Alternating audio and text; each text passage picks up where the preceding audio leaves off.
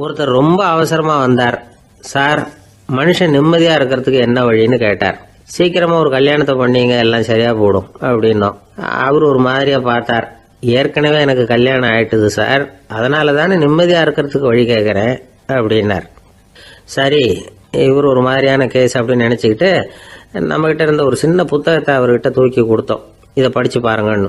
கல்யாணத்துக்கு பிறகும் சந்தோஷமா இருக்கிறதுக்கு என்ன வழி அப்படிங்கிற கேள்விக்கு அந்த புத்தகத்துல விளக்கம் இருந்தது. கணவன் மனைவிக்குள்ள சிக்கல் வராம இருக்கிறதுக்கு அதுல சில வழிகளை சொல்லி கொடுத்துருக்குறாங்க. அதெல்லாம் என்னென்ன அப்படிங்கறத இப்ப பார்க்கலாமா? குடும்பம்னு இருந்தா கோபம் வரதான் செய்யும். அது வந்துட்டு போகட்டும், பரவாயில்ல. ஆனா அந்த கோபம் ஒரே நேரத்துல ரெண்டு பேருக்கும் வந்துடாம பாத்துக்கணும். ஒரு சமயத்துல யாராவது ஒருத்தர் தான் கோபப்படணும், அடுத்தவங்க அமைதியா இருக்கணும். அதுக்கப்புறம் இவர் அமைதியான உடனே அவங்க ஆரம்பிச்சுக்கலாம். கோபமா ஏதாவது சொன்னா உடனே கோபமா பதில் சொல்லக்கூடாது. கொஞ்சம் பொறுத்து கோபம் தீர்ந்த உடனே அந்த பதில சொல்லலாம். அப்போ பதில் கோபமா இருந்தா கூட அது அவ்வளவு பெருசா தெரியாது. அற்ப விஷயத்துக்கெல்லாம் காய்ச்சி மூச்சுன்னு கத்திட்டு இருக்க கூடாது. உங்க ரெண்டு பேருக்குள்ள ஒரு தர்க்கம் ஆரம்பமாயிட்டுதுன்னு வச்சுக்கோங்க. கடுமையா ரெண்டு பேரும் விவாதம் பண்றீங்க. உங்கள ஒருத்தர் இதுல ஜெயிக்கணும்னா அது நீங்களா இருக்க வேணாம், அடுத்தவங்க ஜெயிக்கிறதுக்கு நீங்க துணையா இருங்களேன். அப்படின்னா நீங்க கொஞ்சம் விட்டு கொடுக்கணும், அவ்வளவுதான். ஏதாவது குத்தம் சொல்லணுமா, செஞ்ச தப்ப சுட்டி காட்டணுமா, விமர்சனம் பண்ணணுமா, பண்ணுங்க, வேணான்னு சொல்லல. ஆனா சொன்னதை அப்படி சொல்றத கொஞ்சம் அன்பா இதமா சொல்லுங்க. எப்போ நடந்த தவறுகளை எல்லாம் இப்போ போய் மறுபடியும் ஞாபகப்படுத்திட்டு இருக்க வேண்டாம். நான் அப்பவே சொன்னேன் இந்த புடவை வேணாம்னு, நீங்க தான் கேட்கல, இப்போ பாருங்க கிழிஞ்சு போச்சு இப்படின்னு கத்துனாங்க ஒரு அம்மா. எப்போ சொன்னீங்கன்னு கேட்டா ஒரு 10 வருஷத்துக்கு முன்னாடி தீபாவளி சமயத்துல அப்படிங்கிறாங்க. அது என்ன இன்னும் அப்படியே புதுசாகவே இருக்கும்? உங்களுக்கு அவர் தான் பெருசு, அவருக்கு நீங்க தான் பெருசு. அதை விட இந்த உலகத்துல வேற எதுவும் முக்கியம் இல்லைன்னு நினைக்கணும். நீ தான் என்னுடைய உலகம்னு எத்தனை தடவை சொல்லியிருப்பீங்க? அதெல்லாம் வெறும் வசனமா போயிடக்கூடாது. ஏதாவது ஒரு பிரச்சனையை பத்தி கடுமையா விவாதம் பண்ணிட்டு இருக்கீங்க, அதை அப்படியே பாதியில விட்டுட்டு படுக்கைக்கு போயிடக்கூடாது. சொச்சத்தை நாளைக்கு பேசிக்கலாம்னு. அப்படி போனா தூக்கம் வராது. பிரச்சனையை ஒரு முடிவு பண்ணிக்கிட்டு அதுக்கப்புறமா தூங்க போகணும். ஒரு நாள்ல ஒரு தடவையாவது உங்க ஜோடியை பாராட்டி நல்ல விதமா கனிவா ஒரு வார்த்தை சொல்லணும் அப்படின்னு தீர்மானம் பண்ணீங்க. ஏதாவது தப்பு பண்ணிவிட்டீங்கன்னா பரவாயில்ல, அதை ஒத்துக்கிறதுக்கும் மன்னிப்பு கேட்கறதுக்கும் தயாரா இருக்கணும். அது ஒன்றும் கேவலம் கிடையாது. வீட்டுக்குள்ள தானே கேட்க போறீங்க, வெளியில யாருக்கு தெரிய போதும்? எப்படியோ உங்களுக்குள்ள ஒரு சமரசம் ஆனா சரிதான். ஒரு தகராறுன்னு எடுத்துக்கிட்டா குறைஞ்சபட்சம் அதுக்கு 2 பேர் தேவை. தனியாவே உட்காந்துக்கிட்டு நான் இப்ப தகராறு பண்ணிட்டு இருக்கிறேன் அப்படின்னு யாரும் சொல்ல முடியாது. 2 பேர் தகராறு பண்றாங்கன்னா பொதுவா அந்த 2 பேர்ல யாரு அதிகமா பேசுறாங்களோ அவங்க பேர்ல தான் தப்பு இருக்கும். அதை மனசுல வச்சுக்கணும். இதெல்லாம் தான் அந்த புத்தகத்துல போட்டிருக்கிற வழிமுறைகள். இவ்வளவும் சரியா வரலன்னா அப்புறமா சொல்லுங்க, வேற புத்தகம் ஏதாவது இருக்கான்னு தேடுவோம். ஒரு கணவன் தன்னுடைய மனைவியை அழைச்சிட்டு ஒரு மனோதத்துவ டாக்டர் கிட்ட வந்தாரா. டாக்டர், எங்களுக்கு கல்யாணம் ஆகி 30 வருஷ காலமா நாங்க ஒரு விஷயத்துல கூட ஒத்து போனதில்லை அப்படின்னு ஆரம்பிச்சார். உடனே அந்த அம்மா குறுக்கிட்டு, அது 30 வருஷம் இல்ல 32 வருஷம் அப்படின்னாங்களாம்.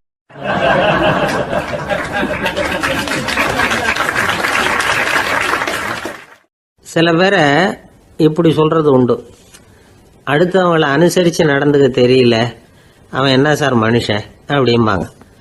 சக மனிதர்களோட எப்படி பழகிறது அப்படின்னு தெரியாததுனாலேயே பல பேர் இன்னைக்கு சங்கடப்பட்டுக்கிட்டு இருக்கிறாங்க. வசதி வாய்ப்பெல்லாம் சரியா இருக்கும், ஆனா வாழ்க்கை சரியா இருக்காது. இன்னொருத்தர்கிட்ட எப்படி பேசுறது பழகிறதுங்கிறது தெரியாததுனாலதான் இந்த அவஸ்தை. சரி, இந்த அவஸ்தை இல்லாம வாழறது எப்படி? இதுக்கு அனுபவசாலிகள் சில வழிமுறைகளை சொல்றாங்க. அதெல்லாம் என்னென்னங்கிறத இப்ப தெரிஞ்சுக்குவோம். முதல்ல நம்ம நாக்கு நம்ம கண்ட்ரோல்ல இருக்கணும். வார்த்தைகளை கொட்டி விட்டு அதுக்கப்புறம் அள்ள முடியாம கடந்து கஷ்டப்படக்கூடாது. எப்படி பேசுறோங்கிறதும் முக்கியம், பேசுறப்ப எப்படி முகத்தை வச்சிருக்கிறோங்கிறதும் முக்கியம். அன்பா பேசினாலும் நல்லா இருக்கும். அப்படி பேசுறப்ப ஆதரவா அவர் தோள் மேல ஒரு கையை போட்டுக்கிட்டு பேசினா இன்னமும் நல்லா இருக்கும். 2வது விஷயம், இன்னொருத்தர்கிட்ட பேசுறப்ப வாக்குறுதிகளை அள்ளி வீசக்கூடாது. கொடுக்கற வாக்குறுதி குறைச்சலா இருக்கணும். அப்படி கொடுத்த வாக்குறுதியை கண்டிப்பா நிறைவேற்றணும். நாம ஒருத்தரை பாராட்டுறோம் அல்லது அவரை பத்தி அபிப்பிராயம் சொல்றோம்னா அது ஆக்கப்பூர்வமா இருக்கணும். நம்ம பாராட்டு அல்லது விமர்சனம் அடுத்தவருடைய முன்னேற்றத்துக்கு உதவுறது மாதிரி இருக்கணும். நாம சொல்றதை கேட்டுட்டு அவன் தலையில கையை வச்சுட்டு உட்காந்துடக்கூடாது. எப்பவும் உற்சாகமா இருக்கணும், முகம் மலர்ச்சியா இருக்கணும். மனுஷன் இருந்தா வருத்தம், கவலை, ஏமாற்றம் எல்லாம் இருக்கதான் செய்யும். அதெல்லாம் மனசுல இருக்கட்டும். அந்த வருத்தமும் கவலையும் ஏமாற்றமும் சேர்ந்துக்கிட்டு நம்ம முகத்தில் இருக்கிற மலர்ச்சியை மூடி மறைக்கிறதுக்கு நாம இடம் கொடுத்துடக்கூடாது. எந்த விஷயத்தை பற்றி யாருக்கிட்ட பேசினாலும் வெளிப்படையாக பேசணும், திறந்த மனசோட பேசணும். மூடி மறைச்சி முன்னு மூழ்கிக்கிட்டு இருக்கக்கூடாது. இன்னொருத்தர்கிட்ட பேசுகிறப்போ விவாதம் பண்ணுங்க, அது தப்பு இல்லை. ஆனால் வாதாடிக்கிட்டு இருக்கக்கூடாது. அதாவது என்ன சொல்கிறாங்கன்னா, டிஸ்கஸ் பண்ணலாம், ஆர்கியூ பண்ணக்கூடாதான். நம்மக்கிட்ட இருக்கிற நல்ல குணங்களை நாம் எடுத்து சொல்லிகிட்டு இருக்கக்கூடாது. அந்த நல்ல குணங்களே நம்மளை பற்றி எடுத்து சொல்லணும், அது மாதிரி நடந்துக்கணும். அதே மாதிரி அடுத்தவங்க கிட்ட உள்ள கெட்ட குணங்களை பற்றி அவசியம் இல்லாமல் நாம் பேச வேண்டியதில்லை. உங்களை பற்றி யாராவது தப்பாக பேசுகிறாங்களா, அப்படி அவங்க பேசுகிறதுல உண்மை இல்லையா அப்படின்னா அதை நீங்கள் பொருட்படுத்த வேண்டியதில்லை, விட்டுடலாம். அது தானாக போயிடும். ஒரு 4-5 பேரோட பேசிக்கிட்டு இருந்தீங்கன்னா எல்லாருக்கும் முக்கியத்துவம் கொடுங்க, யாரையும் அலட்சியப்படுத்தாதீங்க. தமாஷா பேசலாம், ஆனால் அவங்க தமாஷ் அடுத்தவங்களை கேலி பண்ணுறதா இருக்கக்கூடாது. நமக்கு கிடைக்க வேண்டியது கிடைக்கலையே அப்படிங்கிற தவிப்பு நம்மக்கிட்ட இருக்கக்கூடாது, அது தேவையில்லை. உங்கள் செயல்பாடுகள் தெளிவாக இருக்கட்டும், பாராட்டு தானாக அவங்கள தேடிட்டு வரும். இன்னொரு மனுஷனுடைய மனசில் கௌரவமான ஒரு இடத்த பிடிக்கணும்னா நாம் இந்த குணத்தை எல்லாம் நம்மக்கிட்ட வளர்த்துக்கணும். இதெல்லாம் அனுபவசாலிகள் சொல்லியிருக்கிற குறிப்புகள். இந்த குறிப்புகளை சரியாக புரிஞ்சுக்கணும், அது முக்கியம். தப்பாக புரிஞ்சுக்கிட்டா என்ன ஆகும் தெரியுமா? இதை கேளுங்க. ஒருத்தர் வந்தார், சார் அடுத்தவங்க தோள் மேலே கையை போட்டுக்கிட்டு அன்பாக பேசணும்னு சொன்னீங்க, அப்படி தான் பேசினேன். அவர் முதுக கூட தட்டி கொடுத்தேன், என் வேலை போயிட்டுது சார், வீட்டுக்கு அனுப்பிச்சிட்டாங்க அப்படின்னார். யாருக்கிட்ட அப்படி பேசுனீங்கன்னு கேட்டோம். என் முதலாளிகிட்ட சார் அப்படிங்கிறார் ரொம்ப சோகமா.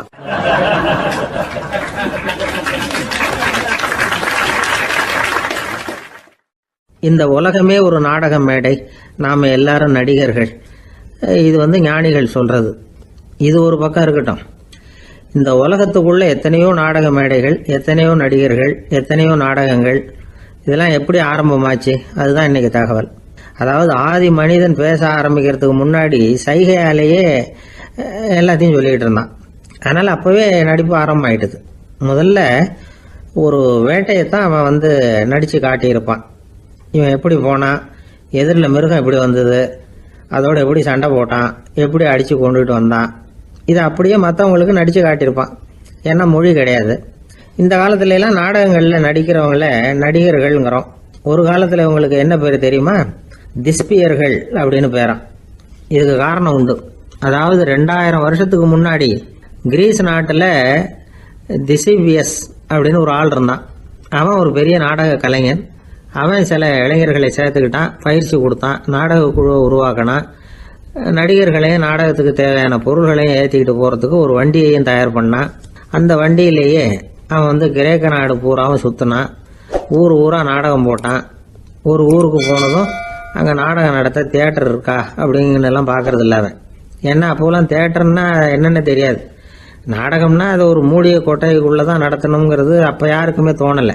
இந்த வண்டி போகும், அதுவே ஒரு பகுதி, அப்படியே ஒரு மேடை மாதிரி விரிச்சிக்கும். அதில் ஏறி நின்றுக்கிட்டு நாடகத்தை நடித்து காட்டுவாங்களாம். மக்கள்லாம் எதிரில் தரையில் உட்காந்து அதை பார்த்துக்கிட்டு இருக்கிறது. உலகத்தின் முதல் நடமாடும் தியேட்டர் இதுதானா. இந்த திசிபியஸ் தான் முதலாக உலகத்தில் நாடகம்ங்கிற பொழுதுபோக்கை நடத்தி காட்டினவன் அப்படின்னு சொல்கிறாங்க. அவன் சொந்தமாக நாடகம் எழுதுனா, நடித்தான், நாடகத்தை இயக்கினான். அதனால தான் அவனை first man of the theatre அப்படின்னு சொல்லுவாங்க. அவன் தான் நாடக மேடையின் முன்னோடி. கிரேக்கர் காலத்திலேயே நாடக ஆசிரியர்கள், நடிகர்கள், ரசிகர்கள் இவங்கெல்லாம் உருவாயிட்டாங்களாம். நாடகத்தின் சரித்திரத்தில் இந்த 3 பிரிவும் ரொம்ப முக்கியம். அதாவது கிரேக்க தியேட்டர்கள்லாம் திறந்த வெளி மேடைகள் தான். பெரும்பாலும் மலைச்சரிவுகள், அதுவே படிப்படியாக பண்ணியிருப்பாங்க. கீழே அரைவட்ட வடிவில் மேடை, அதுக்கு ஆர்கெஸ்ட்ரான்னு பேர். பிற்காலத்தில் இதில் உட்காந்து இசைக்குழுவினர் வாய்ச்சதுனால இசைக்குழுவுக்கே ஆர்கெஸ்ட்ராங்கிற பேர் வந்துட்டுது. இப்போ கிரேக்க தியேட்டர்களில் ஒன்று, அதோட காலம் கிமு 340. அதை இன்னமும் பாதுகாத்து வச்சிருக்கிறாங்களாம். எபிடாரஸ் அப்படிங்கிற இடத்துல அது இருக்குதான். இன்னமும் அந்த தியேட்டரை பயன்படுத்திக்கிட்டு வர்றாங்களாம். சிறந்த கிரேக்க நாடகங்கள்லாம் அங்கே நடிக்கிறாங்களாம். ஆரம்ப காலத்திலேயே கட்டணம் கிடையாது. அப்புறம் பின்னாடி தான் நுழைவு கட்டணம்லாம் அப்படியே வந்துட்டு தான். நடிகர்கள் பளபளப்பான ஆடைகள் உடுத்தியிருப்பாங்களாம். இந்த குதிகால் உயர்ந்த காலணிகள் போட்டிருப்பாங்களாம். இதெல்லாம் பழைய குறிப்புகள். பலவிதமான உருவங்களில் மாஸ்க் அப்படின்னு சொல்லப்படுற முகமூடி. அதனால் ஒரே நடிகர் பல வேடங்களில் நடிக்கிறது உண்டான்.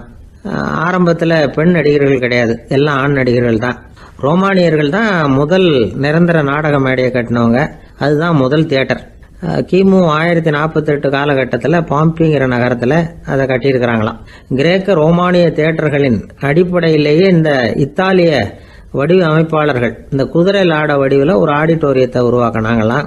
இப்படி அதை பற்றி நிறைய தகவல் இருக்குது. 1576 லண்டனில் இந்த வின்ஸ்பர்ரி, அப்புறம் இந்த பில்ட்ஸில், அப்புறம் ஜேம்ஸ் இப்படிங்கிற ஒரு முயற்சியால் தான் இங்கிலாந்தில் முதல் தியேட்டர் உருவாச்சான். அப்படி ஒருத்தர் இருந்தாராம். உலக நாடக மேடையின் வரலாறு இதுதான். அதாவது இப்பெல்லாம் அறிவியல் வளர்ச்சி அதிகமாயிட்டுது, திரைப்படம் தொலைக்காட்சி எல்லாம் வந்தாச்சு. ஒவ்வொரு வீடுமே ஒரு குட்டி தியேட்டர் மாதிரி ஆயிட்டுது. தொலைக்காட்சி முன்னாடி உட்காந்து எழுந்திருக்கவே மனசு வர்றதில்லை. ஒரு அம்மா ஒரு மனோதத்துவ டாக்டரை தேடிட்டு வந்தாங்களாம் இந்த காலத்தில். டாக்டர், எங்கள் வீட்டுக்காரர் எப்போ பார்த்தாலும் டிவி முன்னாடி உட்காந்துக்கிட்டு அதையே வெறிச்சு பார்த்துக்கிட்டு இருக்கிறார், உத்து பார்த்துக்கிட்டு இருக்கார், எனக்கு சந்தேகமாக இருக்குன்னாங்களாம். இது மனக்கோளாறு இல்லைங்க, ஆர்வ கோளாறு, அவ்வளவுதான், இதுக்காக பயப்படாதீங்கன்னாராம் டாக்டர். அப்படி இல்லை டாக்டர், டிவி ஓடும் பொழுது நாம எல்லாம் அதை பார்க்குறோம் சரி, ஆனால் அவர் அப்படி இல்லை, டிவியை நிறுத்தினதுக்கு அப்புறமும் அதையே உத்து பார்த்துட்டு உட்காந்துருக்கிறார், அதனால தான் சந்தேகப்பட்டு உங்ககிட்ட வந்தேன் அப்படின்னாங்களாம்.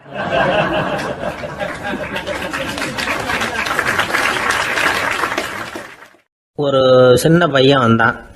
அவனை பார்த்து ஒரு கேள்வி கேட்டோம். ஏன்ப்பா உங்கள் வீட்டில் அம்மா புத்திசாலியா அப்பா புத்திசாலியா அப்படின்னு. அவன் அலட்சியமாக நம்மளை பார்த்து சிரிக்கிறான். என்ன சார் இது, இந்த காலத்தில் இது கூட தெரியாமல் இருக்கிறீங்களே அப்படிங்கிறான். ஒரு சின்ன பையன் நம்மளை பார்த்து இப்படி கேட்டு விட்டானே அப்படின்னு நினைக்கிறப்போ நமக்கு ஒரு மாதிரி ஆகிடும். அதுக்கப்புறம்தான் இந்த தாத்தா பாட்டிலாம் சொல்கிற ஒரு கதை ஞாபகத்துக்கு வந்தது. அது என்ன கதை தெரியுமா? ஒரு ஊரில் ஒரு அம்மாவும் பிள்ளையும் இருந்தாங்களாம். அந்த மகனுக்கு திடீர்னு தேசாந்திரம் போய் வரணும்னு ஆசை வந்துட்டுது. ஊராக போய் சுற்றி பார்க்கணுங்கிற ஆசை. அந்த அம்மாவுக்கு இது பிடிக்கல. மகனை பிரிஞ்சு இருக்கிறதுக்கு அவங்க மனசு இடம் கொடுக்கல. வேணாப்பான்னு சொல்லி பார்த்தாங்க, அவன் கேட்கல. திடீர்னு புறப்படவும் செஞ்சுட்டான். சரி, இனிமே அவனை தடுக்க முடியாதுன்னு முடிவு பண்ணிக்கிட்டாங்க அந்த அம்மா. இருந்தாலும் புத்திசாலித்தனமாக ஒரு யோசனை பண்ணாங்க. மகனை கிட்டத்தில் கூப்பிட்டாங்க. அவங்ககிட்ட சொன்னாங்க, இதை பாருப்பா, நீ தேசாந்திரம் போகிறதுன்னு தீர்மானம் பண்ணிவிட்ட, அதை நான் தடுக்கலை, போயிட்டு வந்துடும். ஆனால் போகிறதுக்கு முன்னாடி எனக்கு ஒரு வாக்குறுதி கொடுத்துட்டு போ அப்படின்னாங்க. போகிறப்போ ராத்திரியாக இருந்தாலும் பகலாக இருந்தாலும் சரி, புளிய மரத்து நிழலில் தான் தங்கணும். திரும்பி வர்றப்போ இரவும் பகலும் நீ வேப்ப மரத்து நிழல்லே தங்கணும் அப்படின்னாங்க. சரி, அப்படியே செய்கிறேன்னு சொல்லி வாக்குறுதி கொடுத்தான் பையன். புறப்பட்டு போனான். போகிற வழியில் புளிய மரத்து நிழல்லே தங்கினான், தூங்கினான். அப்படி போய்கிட்டே இருந்தான். 7வது நாள் அவன் உடம்பு சுகமில்லாமல் போயிட்டுது. ரொம்பவும் பலவீனமாயிட்டான். இனிமேல் நடக்க முடியாதுங்கிற நிலைமை வந்துட்டுது. யோசிச்சு பார்த்தான். சரி, இதுக்கு மேலே போக வேண்டாம் அப்படின்னு முடிவு பண்ணிட்டு திரும்பி வர ஆரம்பிச்சிட்டான். திரும்பி வர்றப்போ வழியில் வேப்ப மரத்து நிழல்லையே தங்கி வந்தான். நாளுக்கு நாள் உடம்பு சரியாக வந்துட்டுது. 7வது நாள் வீட்டுக்கு சேர்றான். உடம்பு பழையபடியே கலகலப்பாயிட்டுது. பூரண சுகம். தேசாந்திரம் போன பையன் திரும்பி வந்துட்டானே அப்படின்னு அந்த அம்மா ஆச்சரியப்படலை. ஏன்னா அவங்களுக்கு தெரியும் இப்படி ஆகும்னு. பையன் சீக்கிரமாக திரும்பி வரணுங்கிறதுக்காக தான் அவங்க அந்த யோசனையை சொன்னாங்க. என்ன விஷயங்கிறதையும் அவங்களே சொன்னாங்க. மகனே, புளிய மரத்து நிழல் உடம்புக்கு உஷ்ணத்தை கொடுக்கும், சீக்க உண்டாக்கும். அதனால் நீ தொடர்ந்து புளிய மரத்து நிழலில் தங்கினாவே நோய்க்கு ஆளாயிட்ட. அதனால் நல்ல பயணத்தை முடிச்சுக்கிட்டு திரும்பி வரணுங்கிற முடிவுக்கு வந்துட்ட. திரும்பி வர்றப்போ நீ தங்கினது வேப்ப மரத்து நிழல். அது உடம்புக்கு குளிர்ச்சியை தரக்கூடியது, நோயை தீர்க்கக்கூடியது. அதனால் சுகமாக வீட்டுக்கு சேர்ந்துட்ட. உன்னோட தேசாந்திர பயணத்தை தடுக்கிறதுக்காக தான் இப்படி பண்ணினேன் அப்படின்னாங்களாம் அந்த அம்மா. பார்த்தீங்களா அம்மாவோட புத்திசாலித்தனத்தை? அப்பாவாக இருந்தால் இப்படியா பண்ணுவார்? ஒரு அப்பா பையன்கிட்ட 10 ரூபா கொடுத்து இதை எடுத்துக்கிட்டு அடுத்த ஊருக்கு போய் அங்கே இருக்கிற மாமா கிட்ட இதை கொடுத்துட்டு வாடா, வழியில் எங்கேயாவது மரத்தடியில் படுத்து தூங்கி விடாதே அப்படின்னு எச்சரிக்கை பண்ணி அனுப்புனாராம். பையனுக்கு எச்சரிக்கையாக வாழறது எப்படிங்கிறத கற்றுக் கொடுக்கறதுக்காக இப்படி பண்ணார். அவன் பணத்தை வாங்கிட்டு போனான். அப்பா சொன்னதை மறந்துட்டு ஒரு மரத்தடியில் படுத்து தூங்கிட்டான். அவனுக்கு தெரியாமல் அவன் பின்னாடியே போன அப்பா அவன் கையில் இருந்த அந்த 10 ரூபாயை நைஸாக எடுத்துகிட்டு வந்துட்டார். அவன் பையில் தானே வச்சுருந்தான், அது தெரியாமல் எடுத்துகிட்டு வந்துட்டார். அவன் தூங்கிக்கிட்டு இருக்கான். எடுத்துகிட்டு ஒரு மறுபடியும் வீட்டுக்கு வந்துட்டார். பையன் முழிச்சுக்கிட்டு பையை தடவி பார்க்குறான், பணத்தை காணும். அழுதுகிட்டே திரும்பி வந்தான். அப்பா கிட்ட விஷயத்த சொன்னான். அப்பா சிரிச்சுக்கிட்டே சொன்னார், அதுக்கு தான்ப்பா ஆரம்பத்திலேயே எச்சரிக்கை பண்ணினேன், இனிமேலாவது நீ ஜாக்கிரதையாக இருக்கணும் அப்படிங்கிறதுக்காக தான் இப்படி பண்ணினேன். அந்த பணம் எங்கேயும் போயிடல, நான் தான் அதை உனக்கு தெரியாமல் எடுத்து வச்சிருக்கிறேன். இதோ பாரு அப்படின்னு சொல்லிக்கிட்டு சைடு பாக்கெட்டில் கையை விட்டா அது ஓட்டையாக இருக்குது. அதை எவனோ ஏற்கனவே கத்திரிச்சு எடுத்துகிட்டு போட்டான். இப்போ அப்பா முகத்தில் அசடு வழிஞ்சுதான்.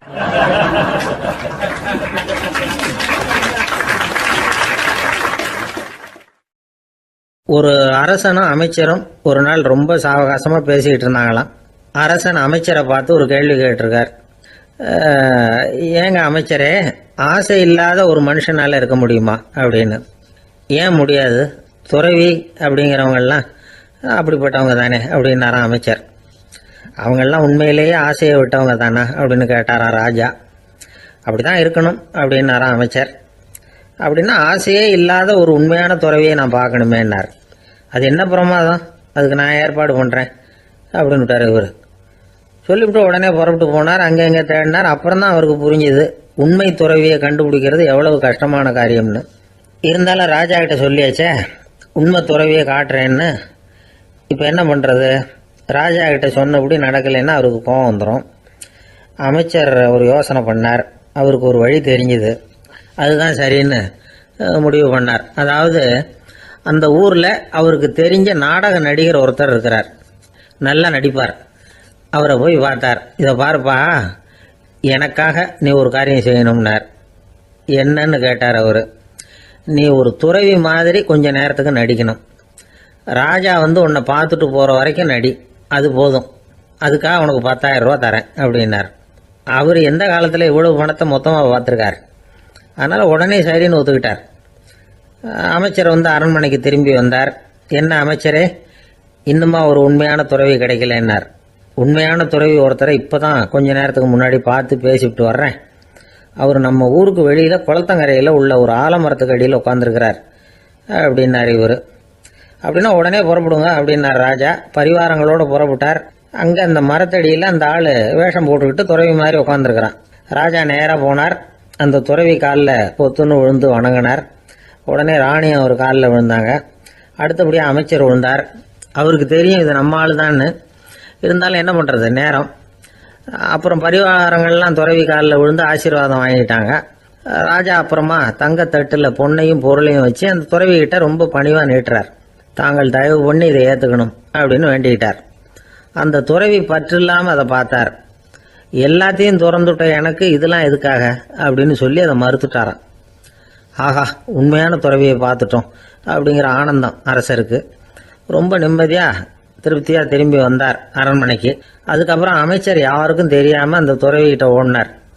சொன்ன பிரகாரம் பணத்தை நீட்டினார். இந்தப்பா, நான் உங்ககிட்ட சொன்னபடி 10,000 ரூபா பணம் எடுத்துக்கோ அப்படின்னார். அந்த ஆள் ராஜா கிட்ட சொன்னது மாதிரியே எல்லாத்தையும் திறந்துவிட்ட எனக்கு இதெல்லாம் எதுக்காக வேணாம் அப்படின்னு விட்டாரான். நடித்த வரைக்கும் போதும்ப்பா, இனிமேல் இந்த நாடக வசனம்லாம் வேணாம், வேஷத்தை கலைச்சிரு, பணத்தை வாங்கிக்கோன்னார். இல்லைங்க, இது வேஷம் இல்லை, இது வசனமும் இல்லை, இது உண்மை.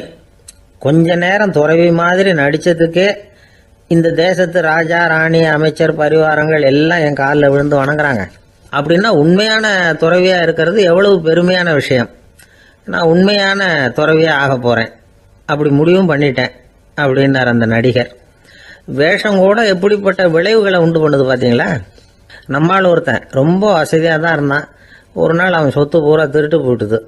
அதுக்கப்புறம் இவன் துறவி மாதிரி ஆயிட்டான். ஊர் ஊராக சுற்றினான். ஒரு குருநாதரை தேடி கண்டுபிடிச்சான். அவர்கிட்ட சீடனா சேர்ந்துக்கிட்டான். அவனை பார்த்து ஒருத்தர் கேட்டார், நீ உண்மையான சீடன் தானான்னு. இல்லைங்க, சீடன் மாதிரி நடிச்சுக்கிட்டு இருக்கிறேன் அப்படின்னா. அது குரு துரோகம் இல்லையா அப்படின்னு கேட்டார் அவர். இல்லைங்க, நான் பண்ணது குரு துரோகம் இல்லை, என் குரு பண்ணது தான் துரோகம். என்னுடைய பணத்தை கொள்ளையடிச்சது இவர் தான். அதை எங்கே வச்சிருக்காருன்னு கண்டுபிடிக்கிறதுக்காக தான் இவர்கிட்ட சீடனா சேர்ந்துருக்கிறேன் அப்படின்னானா.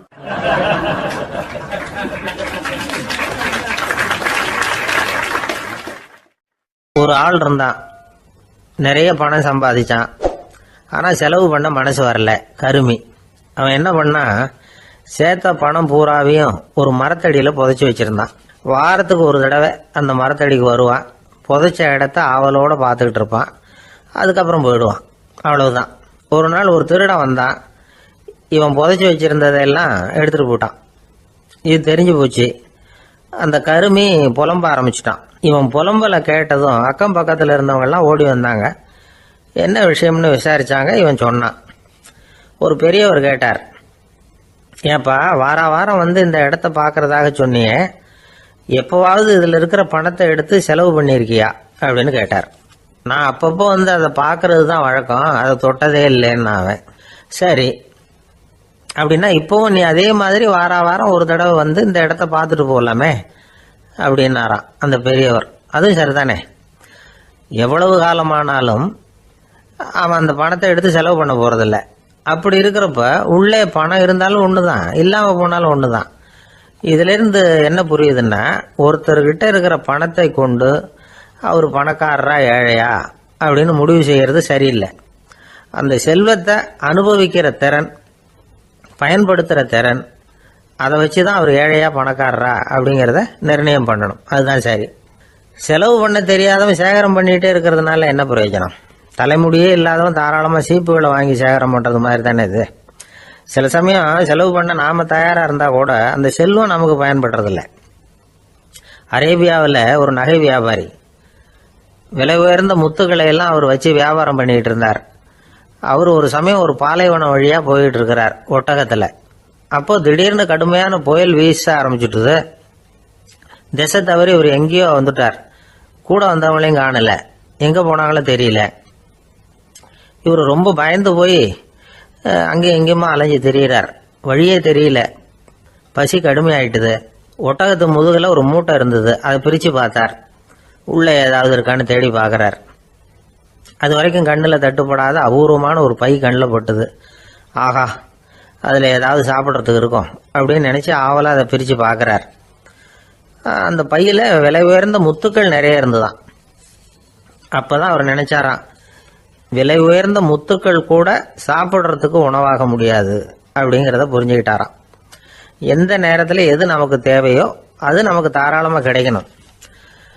அப்படி அது கிடைக்கிறதுக்கு நம்மக்கிட்ட இருக்கிற செல்வம் பயன்படணும். அது நமக்கும் பயன்படலாம், நம்ம மூலமாக அடுத்தவங்களுக்கும் பயன்படலாம். அதுதான் செல்வத்தின் பயன். ஒரு மரத்தடியில் ஒருத்தன் உட்காந்து அழுதுகிட்டு இருந்தான். அந்த பக்கமாக வந்த இன்னொருத்தன் ஏப்பா அழுதுகிட்டு இருக்கிறேன்னு கேட்டான். இந்த இடத்துல தான் பூமிக்கு அடியில் பணம் இருக்குது, புதைச்ச இடம் தெரியல, அதான் அழறேன் அப்படின்னா. நல்லா ஞாபகப்படுத்தி பாரு, எந்த இடத்துல புதைச்ச அப்படின்னு கேட்டான் இவன்.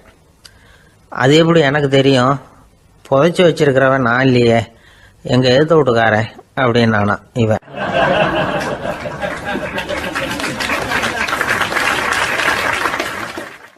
அந்த ஆள் என்ன கண்ணா பண்ணான்னு திட்டி விட்டான் சார், அதை நினைச்சா எனக்கு ரொம்ப வருத்தமா இருக்கு அப்படின்னு சொல்லி கவலைப்பட்டார் ஒருத்தர். இதுல கவலைப்படுறதுக்கு என்ன இருக்குது அப்படின்னாரு ஒரு பெரியவர். அவர் ஒரு மகான். என்ன சார் இப்படி சொல்றீங்க, ஒருத்தர் நம்ம பார்த்து திட்டுனா வருத்தமா இருக்காதா அப்படின்னார். அது எப்படி வருத்தமா இருக்கும், திட்டுறதுங்கிறது என்ன, அது வெறும் சத்தம் தானே அப்படின்னார் அந்த பெரியவர். நம்ம ஆளுக்கு தலையை பிச்சுக்கலாம் போல இருந்தது. இருக்காது அப்படின்னா நமக்கு அப்படி தானே தோணுது. அந்த பெரியவர் சொல்றது ரொம்ப பெரிய விஷயம். அதை நாம் புரிஞ்சிக்க முயற்சி பண்ணலாம்னா நடைமுறை வாழ்க்கைக்கு அது ஒத்து வர்றது மாதிரி தெரிய மாட்டேங்குது. இருந்தாலும் அந்த பெரியவர் அதுக்கு என்னதான் விளக்கம் கொடுக்குறாருன்னு பார்ப்போமே. ஒரு ரயில் போயிட்டு இருக்கு, அதில் ஒரு சாது போயிட்டு இருக்கார். அந்த ரயில் வந்து அவர் ஹரித்வாரம் போயிட்டு இருக்கார். அவர் ரயிலில் ஏகப்பட்ட கூட்டம். நம்ம ஊர் ரயில் கேட்க வேணும், டிக்கெட் வாங்கிட்டு கொஞ்சம் பேர், வாங்காத கொஞ்சம் பேர். அது என்னத்துக்கு அனாவசியமா டிக்கெட் அப்படிங்கிற நினைப்புல பாதி பேர். இந்த கூட்டத்துக்கு மத்தியில் அந்த சாதுவும் போயிட்டு இருக்கிறார். உட்கார்றதுக்காக இருந்த இடத்துல ஒரு ஆள் படுத்திருக்கிறான். கொஞ்சம் முரட்டு ஆசாமி. அவன் காலு பக்கத்தில் கொஞ்சோண்டு இடம் பாக்கி இருந்தது. அந்த இடத்துல இந்த சாது உட்காந்துருந்தார். மெதுவாக உட்காந்துக்கிட்டார் போய். ஆனால் அந்த ஆள் ராத்திரி பூரா இவரை காலால் உதச்சிக்கிட்டே இருக்கிறான். அது இவருக்கு ரொம்ப அவமானமாக பட்டுது. அதனால துக்கம் ஏற்பட்டது. இருந்தாலும் அதை ஒரு மாதிரியாக சகிச்சுக்கிட்டே இவர் வந்து சேர்ந்தார். பொழுது விடிஞ்சது. அந்த சாது ஹரித்வார் வந்து சேர்ந்தார். அங்கே ஒரு பெரிய ஞானியை சந்திச்சார். ராத்திரி ரயிலில் அந்த ஆள் உதைச்சதையும் அதனால் தனக்கு ஏற்பட்ட துக்கத்தையும் இந்த சாது அந்த ஞானிகிட்ட சொன்னார். சொல்லிவிட்டு, ஏன் சுவாமி, எனக்கு துக்கம் ஏற்பட்டதே அது தப்பா அப்படின்னு கேட்டார். தவறுதான்னார் அந்த ஞானி. உனக்கு இன்னமும் தேக அபிமானம் போகலைங்கிறது தான் அது காட்டுது. அஷ்டாவக்கிரர் என்ன சொல்றார் தெரியுமா, உண்மையான ஞானி யாராவது தன்னை வந்தனை செய்தால் அதற்காக சந்தோஷப்பட மாட்டார், யாராவது நிந்தனை செய்தால் அதற்காக வருத்தப்பட மாட்டார் அப்படின்னு சொல்றார். நிந்தனைங்கிறது ஒரு ஒலி தான். தேகாபிமானம் இருக்கிற வரைக்கும் இந்த ஒலி நம்மளை வேதனைப்படுத்தும். நான் தேகம் இல்லை ஆத்மா அப்படிங்கிற நினைவு இருந்தா இந்த ஒலி நம்மளை பாதிக்காது. மனு என்ன சொல்றார் தெரியுமா? ஒரு சாதகன் பாராட்டுதலை விஷம்னு நினைச்சு பயப்படணும், அவமானத்தை அமிர்தம்னு நினைச்சு சந்தோஷப்படணுங்கிறார். அவமானப்பட்டா கவலைப்படாம எப்படி இருக்க முடியும் அப்படின்னு தான் நமக்கு தோணும். அதனாலதான் நம்மள யாரும் இதுக்கு உதாரணமா யாரையும் காட்ட முடியல. புத்தரையும் கபீரையும் உதாரணமா காட்டுறாங்க. அவங்களுக்கெல்லாம் அவமானம் ஏற்பட்டப்போ கவலையே படலையாம். புத்தரை அவமானப்படுத்தணுங்கிறதுக்காக கௌசாம்பி ராணி ஒரு இளம் பெண்ணை கொலை பண்ணி சடலத்தை புத்தர் குடிசைக்கு முன்னாடி போட சொன்னார். போட்டாங்க. புத்தர் தான் அந்த பொண்ணை கெடுத்து கொலை பண்ணி விட்டாருன்னு எல்லாரும் நினைச்சாங்க. ஆனா புத்தர் இதை பத்தி கவலையே படல. அப்புறமா உண்மை தெரிஞ்சதும் புத்தர் புகழ் இன்னும் அதிகமாயிட்டது. ஒரு பெரிய சபையில ஒரு மோசமான பொண்ணு நுழைஞ்சு தனக்கும் கபீருக்கும் சம்பந்தம் உண்டுன்னு சொன்னா கபீர் கவலைப்படல. அவங்க மாதிரியெல்லாம் நாமளும் இருக்க கத்துக்கணும். நிந்தனை, அபகீர்த்தி, அவமானம் எல்லாம் ஆண்டவன் கொடுக்கிற பிரசாதம்னு நினைக்கணும் அப்படின்னு சொல்றார் அந்த ஞானி.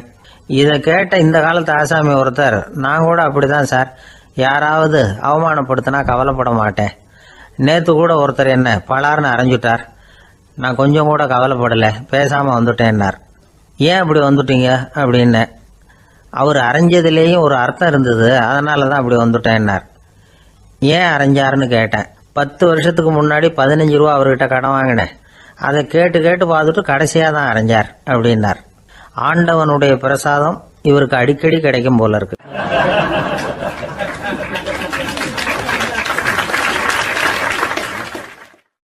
ஒரு பல்கலைக்கழகம், அங்கே ஒரு இலக்கிய பேராசிரியர், அவர் பாடம் நடத்திக்கிட்டு இருந்தார். ராபர்ட் பிரவுனிங் எழுதிய கவிதைகளை பற்றி சொல்லிட்டு இருக்கிறார். மாணவர்களும் ரொம்ப அக்கறையாக அதை கேட்டுக்கிட்டு இருக்கிறாங்க. ஒரு குறிப்பிட்ட கவிதையை பற்றி சொல்லும் பொழுது அந்த பேராசிரியருக்கே ஒரு சந்தேகம். அதாவது அந்த கவிதையின் சரியான அர்த்தம் என்னங்கிறதுல சந்தேகம். பேராசிரியர் யோசனை பண்ணார். அந்த கவிதையை முழுசா புரிஞ்சுக்க முடியல. அதனால மாணவர்களை பார்த்து சொன்னார், மாணவர்களே, ஒரு நாள் பொறுத்துங்க, இந்த கவிதையை எழுதின கவிஞர் எங்க வீட்டுக்கு பக்கத்துல தான் இருக்கிறார். இன்னைக்கு சாயந்தரம் நான் அவரை நேரிலேயே போய் பார்க்கறேன், பார்த்து இதுக்கு என்னங்க அர்த்தம்னு கேட்டுட்டு வந்துடுறேன், அதுக்கப்புறம் உங்ககிட்ட சொல்றேன் அப்படின்னாராம். அன்னைக்கு சாயந்தரமே அந்த பேராசிரியர் கவிஞரை தேடிட்டு போயிட்டார். கவிஞர் அவங்க வீட்டில் அவர் பாட்டு உட்காந்துருந்தாராம். இவர் போய் அவர் முன்னாடி உட்காந்தார். அப்புறம் கேட்டார், ஐயா, அந்த கவிதையின் முழு பொருள் என்னன்னு தெரிஞ்சுட்டு போறதுக்காக வந்திருக்கிறேன் அப்படின்னாராம். எந்த கவிதை அப்படின்னாராம் அவரு. இவர் அந்த கவிதையை சொல்லியிருக்கார். கவிஞர் கொஞ்சம் யோசனை பண்ணிவிட்டு அப்புறம் சொன்னாராம், பேராசிரியரே, நீங்க கொஞ்சம் தாமதமா வந்துட்டீங்கன்னாராம். இவருக்கு ஒன்றும் புரியல. நீங்க என்ன சொல்றீங்க, நான் தாமதமா வந்துட்டேன்னா?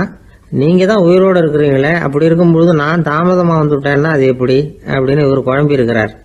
இப்ப கவிஞர் சொன்னாராம், ஐயா, நான் உயிரோட இருக்கிறேனா இல்லையாங்கிறது முக்கியம் இல்லை, நான் அந்த கவிதை வரிகளை எழுதினப்போ 2 பேருக்கு அதோட அர்த்தம் தெரிஞ்சிருந்தது, இப்போ ஒரே ஒருத்தருக்கு தான் அதோட அர்த்தம் தெரியும் அப்படின்னாராம். பேராசிரியர் யோசனை பண்ணியிருக்கார். அப்படின்னா அந்த ஒருத்தர் கவிஞர் ராபர்ட் பிரவுனிங்கை தவிர வேற யாரா இருக்க முடியும்? இவர் தான் அப்படிங்கிறத அவர் மனசுல நினைச்சுக்கிட்டார். அதனால சொன்னார், ஐயா, நான் தாமதமா வரல, அந்த கவிதையின் பொருள் என்ன அது சொல்லுங்கன்னார். பேராசிரியரே, நான் சொல்றது உங்களுக்கு புரியலன்னு நினைக்கிறேன்.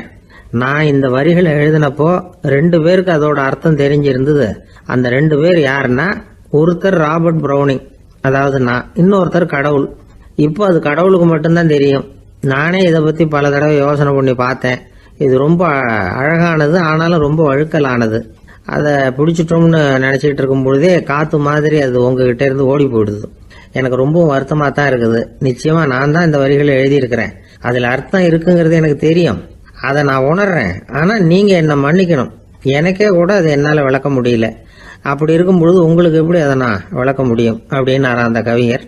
அனுபவிக்கப்படக்கூடிய எல்லாமே விளக்கப்படக்கூடிய ஒன்றல்ல, விளக்கப்படும் எல்லாமே அனுபவிக்கப்படக்கூடிய ஒன்றல்ல அப்படிங்கிறது ஞானிகளுடைய கருத்து. அதுக்காக தான் அந்த சம்பவம். வாழ்க்கையில் நீங்கள் தொடர்ந்து ஆய்வு செய்து கொண்டே இருக்கக்கூடிய விளக்கங்களை ஒருபோதும் அடைய முடியாத பரிமாணங்கள் இருக்கிறதுனால தான் அது அலுப்பு தட்டாமல் இருக்குது. உங்களால் நிறைய அனுபவிக்க முடியும். இருந்தாலும் நீங்கள் அனுபவித்து அறிந்த விஷயங்கள் கூட வார்த்தைகளால் விளக்கப்பட முடிவதில்லை அப்படிங்கிறது பெரியோர் சிந்தனை. இதெல்லாம் ஒரு பக்கம் இருக்கட்டும். நமக்கு தெரிஞ்ச பேராசிரியர் ஒருத்தர் 1 மணி நேரம் ரொம்ப விவரமாக வகுப்பு எடுத்தார். கடைசியாக சொன்னார், மாணவர்களே, ரொம்பவும் எளிமையாக விளக்கமாக எல்லா விவரமும் சொல்லியிருக்கிறேன். அதனால் இதில் உங்களுக்கு சந்தேகம் வர்றதுக்கு வாய்ப்பே இல்லை. இருந்தாலும் கேட்க வேண்டிய கடமை கேட்குறேன். இது வரைக்கும் நடத்தினதில் யாருக்காவது ஏதாவது சந்தேகம் உண்டா அப்படின்னு கேட்டாராம். எனக்கு ஒரே ஒரு சந்தேகம்தான் சார் அப்படின்னு எழுந்திரிச்சு நிற்கிறான் ஒருத்தன். என்னன்னு கேட்டாராம். இது வரைக்கும் நீங்கள் என்ன பாடம் சார் நடத்துனீங்க அப்படின்னானா அவன்.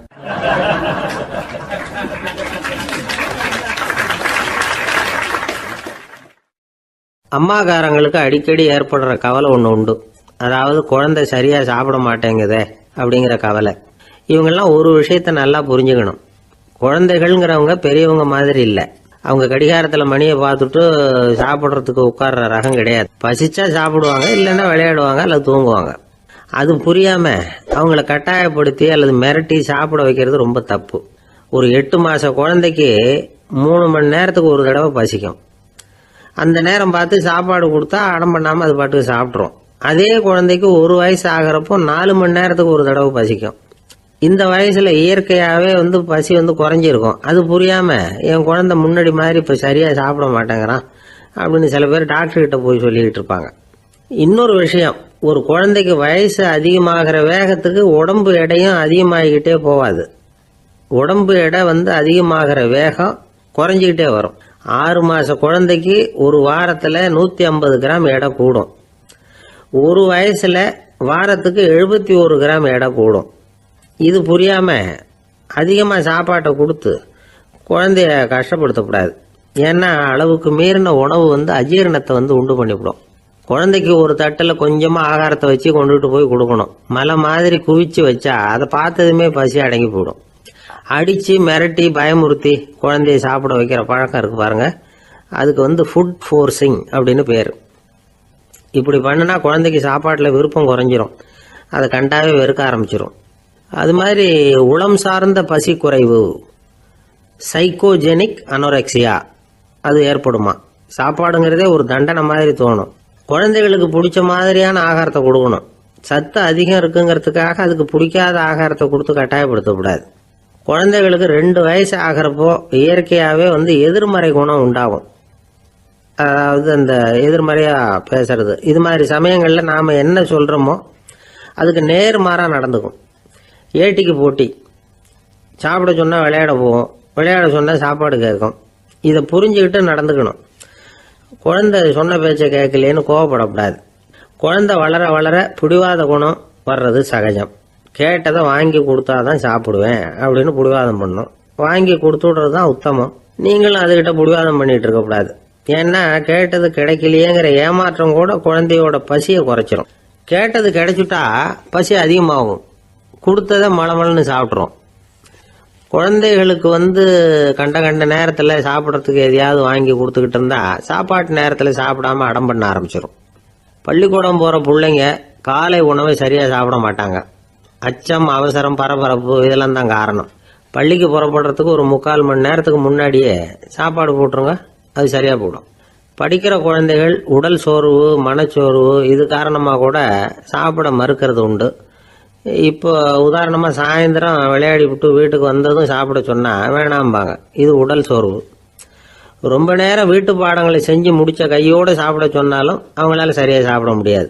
இது உளச்சோர்வு, அதாவது மனச்சோர்வு. இதை தவிர குழந்தைகளுக்கு உடல் நலக்குறைவு ஏற்பட்டால் கூட சாப்பிட மறுக்கிறது உண்டு. சில மருந்து மாத்திரைகள் கூட பசியை குறைச்சிரும். அதனால் சரியாக தெரிஞ்சுக்கிட்டு குழந்தைகளை சாப்பிட வைக்கணும். அது புரியாமல் கையில் சாப்பாட்டு தட்டை வச்சுக்கிட்டு குழந்தைகளை விரட்டிக்கிட்டு அலையக்கூடாது. ஒரு சின்ன பையன் சொன்னான், எங்கள் அம்மா சாப்பாடு போடுறது தெரிஞ்சா நான் உடனே வீட்டை விட்டு வெளியில் ஓடி போடுவேன் அப்படின்னா. ஏன் அப்படி பண்ணுறேன்னு கேட்டோம். எங்கள் அப்பா கூட அது மாதிரி தான் சார் பண்ணுவார் அப்படிங்கிறான்.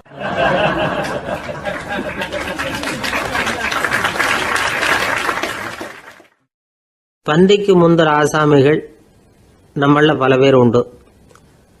அப்படி முந்தறதுக்கு கூட முயற்சி பண்ணுறவங்க நிறைய பேர் இருக்கிறாங்க. இதில் என்ன ஒரு விஷயம்னா, பந்திக்கு முந்துறது கூட தப்பு இல்லை. ஆனால் அப்படி ஒரு விருந்தில் ஆளாக போய் உட்காந்து சாப்பிட்டா கூட வெளியில் வர்றப்ப என்ன பெரிய விருந்து வச்சுட்டான், சாம்பாரில் உப்பு இல்லை, ரசத்தில் காரம் இல்லை அப்படின்னு குறை சொல்லிகிட்டே வர்றது இருக்கு பாருங்க, அது சரியில்லை, நாகரிகமும் இல்லை. கல்யாண பத்திரிகையில் என்ன போட்டிருக்குது, என் பொண்ணுக்கும் இன்னார் பையனுக்கும் கல்யாணம், எல்லாரும் குடும்பத்தோடு வந்திருந்து மணமக்கள் வந்து ஆசீர்வதிக்கணும், இப்படி தானே போட்டிருக்கோம். குடும்பத்தோடு வந்து விருந்து சாப்பிட்டு சாப்பாடு எப்படி இருக்குன்னு அபிப்பிராயம் சொல்லிவிட்டு போங்க அப்படின்னா போட்டிருக்கு கல்யாண பத்திரிகையில். ஒருத்தர் வீட்டு விசேஷத்துக்கு போயிருக்கோம்னா எவ்வளவோ அசௌகரியங்கள் நமக்கு ஏற்படலாம். ஏராளமான கூட்டம் வந்திருக்கும். எல்லாரையும் அவங்க வந்து தனித்தனியாக கவனிச்சுக்கிட்டு இருக்க முடியாது. நாம தான் அனுசரித்து நடந்துக்கணும். நாமளாக போய் வாழ்த்த வேண்டியவங்களை வாழ்த்தி விட்டு வந்து சேரணும். அதை விட்டுட்டு பத்திரிக்கை கொடுத்தானேன்னு போனேன், கவனிப்பே சரியில்லை அப்படின்னு புலம்பிக்கிட்டு இருக்கக்கூடாது. ஒரு விருந்துக்கு போனால் அங்கே எப்படி நடந்துக்கணும் அப்படிங்கிறத பற்றி கூட அனுபவசாலிகள் சில விவரங்கள்லாம் சொல்லியிருக்கிறாங்க. இந்த காலத்தில் கல்யாணம், பிறந்த நாள், அது இதுன்னு நிறைய விருந்துகள் நடக்குது. அதெல்லாம் எதுக்காக? மனித உறவுகளை வளர்த்துக்கிறதுக்காக தான், வேற எதுக்கு? ஒரு விருந்துக்கு போனால் அமைதியாக பொறுமையாக போய் உட்காரணும். அடித்து பிடிச்சிக்கிட்டு இடத்த பிடிக்க போகிறேன் அப்படின்னு நிற்கக்கூடாது. முதல் பந்தி நடந்துக்கிட்டு இருந்தால் அது முடிஞ்சு இலை எடுத்து சுத்தம் பண்ணதுக்கு அப்புறம் போய் உட்கார்றது தான் நாகரீகம். இலை எடுக்கிறதுக்கு முன்னாடியே அங்கே போய் உட்காந்தா நல்லா இருக்காது. நீங்கள் சாப்பிட்டுட்டு உட்காந்துருக்கீங்களா, சாப்பிட்றதுக்கு உட்காந்துருக்கீங்களா, பார்க்குறவங்களுக்கு சந்தேகம் வந்துடும்.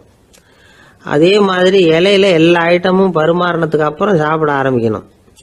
ஒவ்வொரு ஐட்டமாக வைக்க வைக்க நாம் பாட்டுக்கு எடுத்து உள்ளே தள்ளிகிட்டே இருந்தோம்னா எதை வச்சோம் எதை வைக்கலன்னு பரிமாறினவரே குழம்பி போயிடுவார். ஏன்னா எப்போ பார்த்தாலும் இலை காலியாகவே இருக்கும். சாப்பிட்றப்போ உங்கள் சாப்பாட்டையே நீங்கள் கவனிக்கணும். அடுத்தவங்க இலையில என்ன இருக்குது, பக்கத்தில் இருக்கிறவர் எதை அதிகமாக சாப்பிட்றார், இதெல்லாம் நமக்கு என்னத்துக்கு? எல்லாரும் சாப்பிட்டு முடிக்கிற வரைக்கும் பொறுமையாக இருக்கிறது தான் நல்லது. நீங்கள் மட்டும் திடீர்னு பாதியில் எழுந்திரிச்சு பக்கத்தில் இருக்கிறவங்களுக்கு சங்கடமாக இருக்குமேங்கிறதெல்லாம் யோசிக்காமல் நீங்கள் பாட்டு எழுந்திரிச்சு போகக்கூடாது. பக்கத்தில் உள்ளவங்க உங்களை எழுந்திரிக்க சொன்னால் எழுந்திரிச்சு போகலாம்.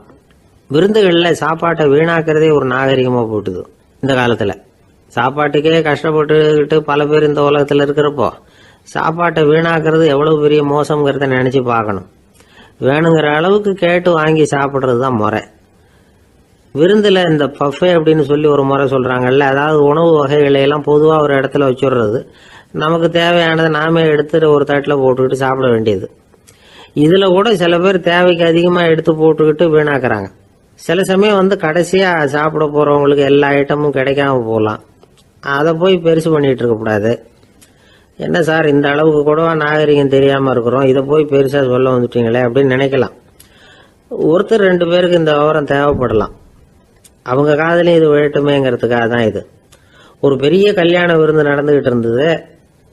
விருந்து மண்டபத்து வாசலில் ஒருத்தர் நின்றுக்கிட்டு வர்றவங்களையெல்லாம் ரொம்ப மரியாதையாக வணங்கி உள்ளே அனுப்பி வச்சுக்கிட்டு இருந்தார். எப்படி தெரியுமா?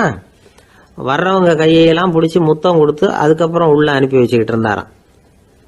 கூட்டம்லாம் முடிஞ்சதுக்கப்புறம் அவர்கிட்ட போய் கேட்டிருக்கிறாங்க, சார் நானும் எவ்வளவோ விருந்துகளுக்கு போயிருக்கிறேன், இருந்தாலும் இவ்வளவு மரியாதையாக வர்றவங்க கைக்கெல்லாம் முத்தம் கொடுத்து வரவேற்கிறத இங்கே தான் பார்க்குறேன் அப்படின்னு சொன்னாங்க. அதுக்கு அவர் சொன்னார், அட போங்க சார், நான் முத்தம் கொடுக்கல, முந்தின பந்திக்கு வந்து சாப்பிட்டவங்களே அடுத்த பந்திக்கும் வர்றாங்களான்னு மோந்து பார்த்து அனுப்பி வச்சுக்கிட்டு இருந்தேன் அப்படின்னார்.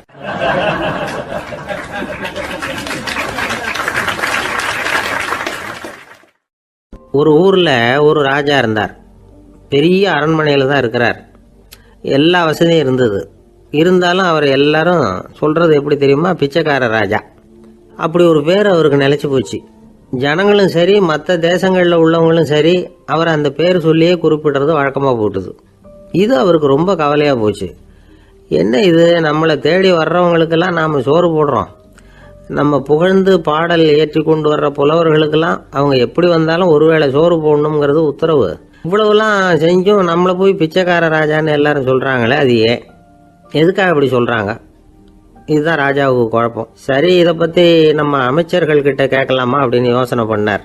இந்த விஷயத்தை போய் அவங்ககிட்ட எப்படி கேட்கறதுன்னு அவருக்கு தயக்கமாக இருந்தது. கௌரவ குறைச்சலாக தெரிஞ்சுது அவருக்கு.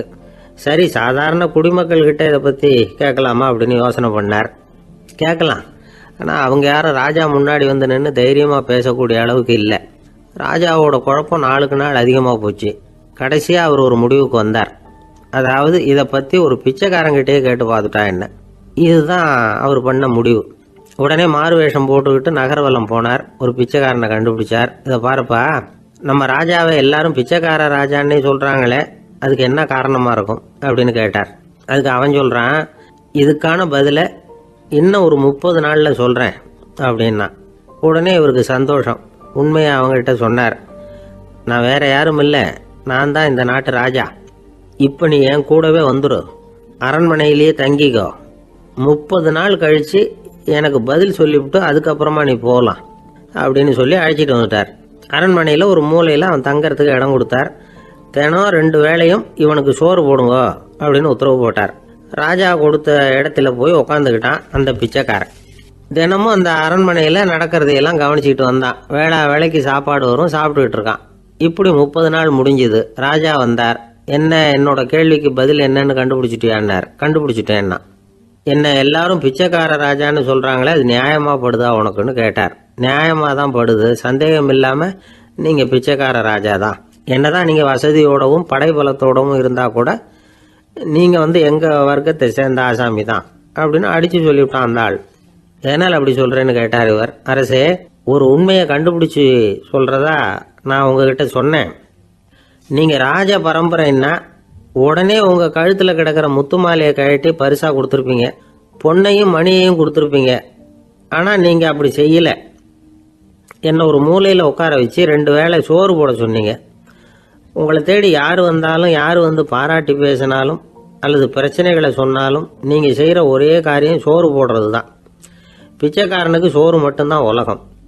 உங்கள் விஷயத்திலையும் நீங்கள் அப்படி தான் நினைக்கிறதாக தெரியுது. நல்லா கவனிங்க. எந்த ஒரு பிரச்சனைக்கும் சோறு தான் முடிவுன்னு நினைக்கிறீங்க பாருங்க. நீங்கள் சந்தேகமில்லாத எங்களை சேர்ந்த ஆளு தான் அப்படின்னு விட்டான் அந்த பிச்சைக்காரன். அதுக்கப்புறம் தான் அந்த ராஜா தன்னுடைய தவறுகளை எல்லாம் தேர்த்திக்கிட்டாராம். பசின்னு வர்றவங்களுக்கு சோறு தான் போடணும், அது தப்பு இல்லை. பாராட்ட வர்றவங்களுக்கெல்லாம் சோத்தையே போட்டு அனுப்புனா இப்படி தான் பேர் வரும். எனக்கு தெரிஞ்ச ஒருத்தர் தினமும் யாராவது ஒருத்தரை தன் வீட்டுக்கு அழைச்சிட்டு போவார், சாப்பாடு போட்டு அனுப்புவார். முன்னறிவிப்பு இல்லாமல் திடீர்னு ஒரு விருந்தாளியோட வீட்டில் போய் இவர் நிற்கிறது வழக்கம். அந்த அம்மாவும் இவருக்காக தயார் பண்ணி வச்சிருந்ததை இவர் அழைச்சிட்டு வந்திருக்கிற விருந்தாளிக்கு போட்டுருவாங்க.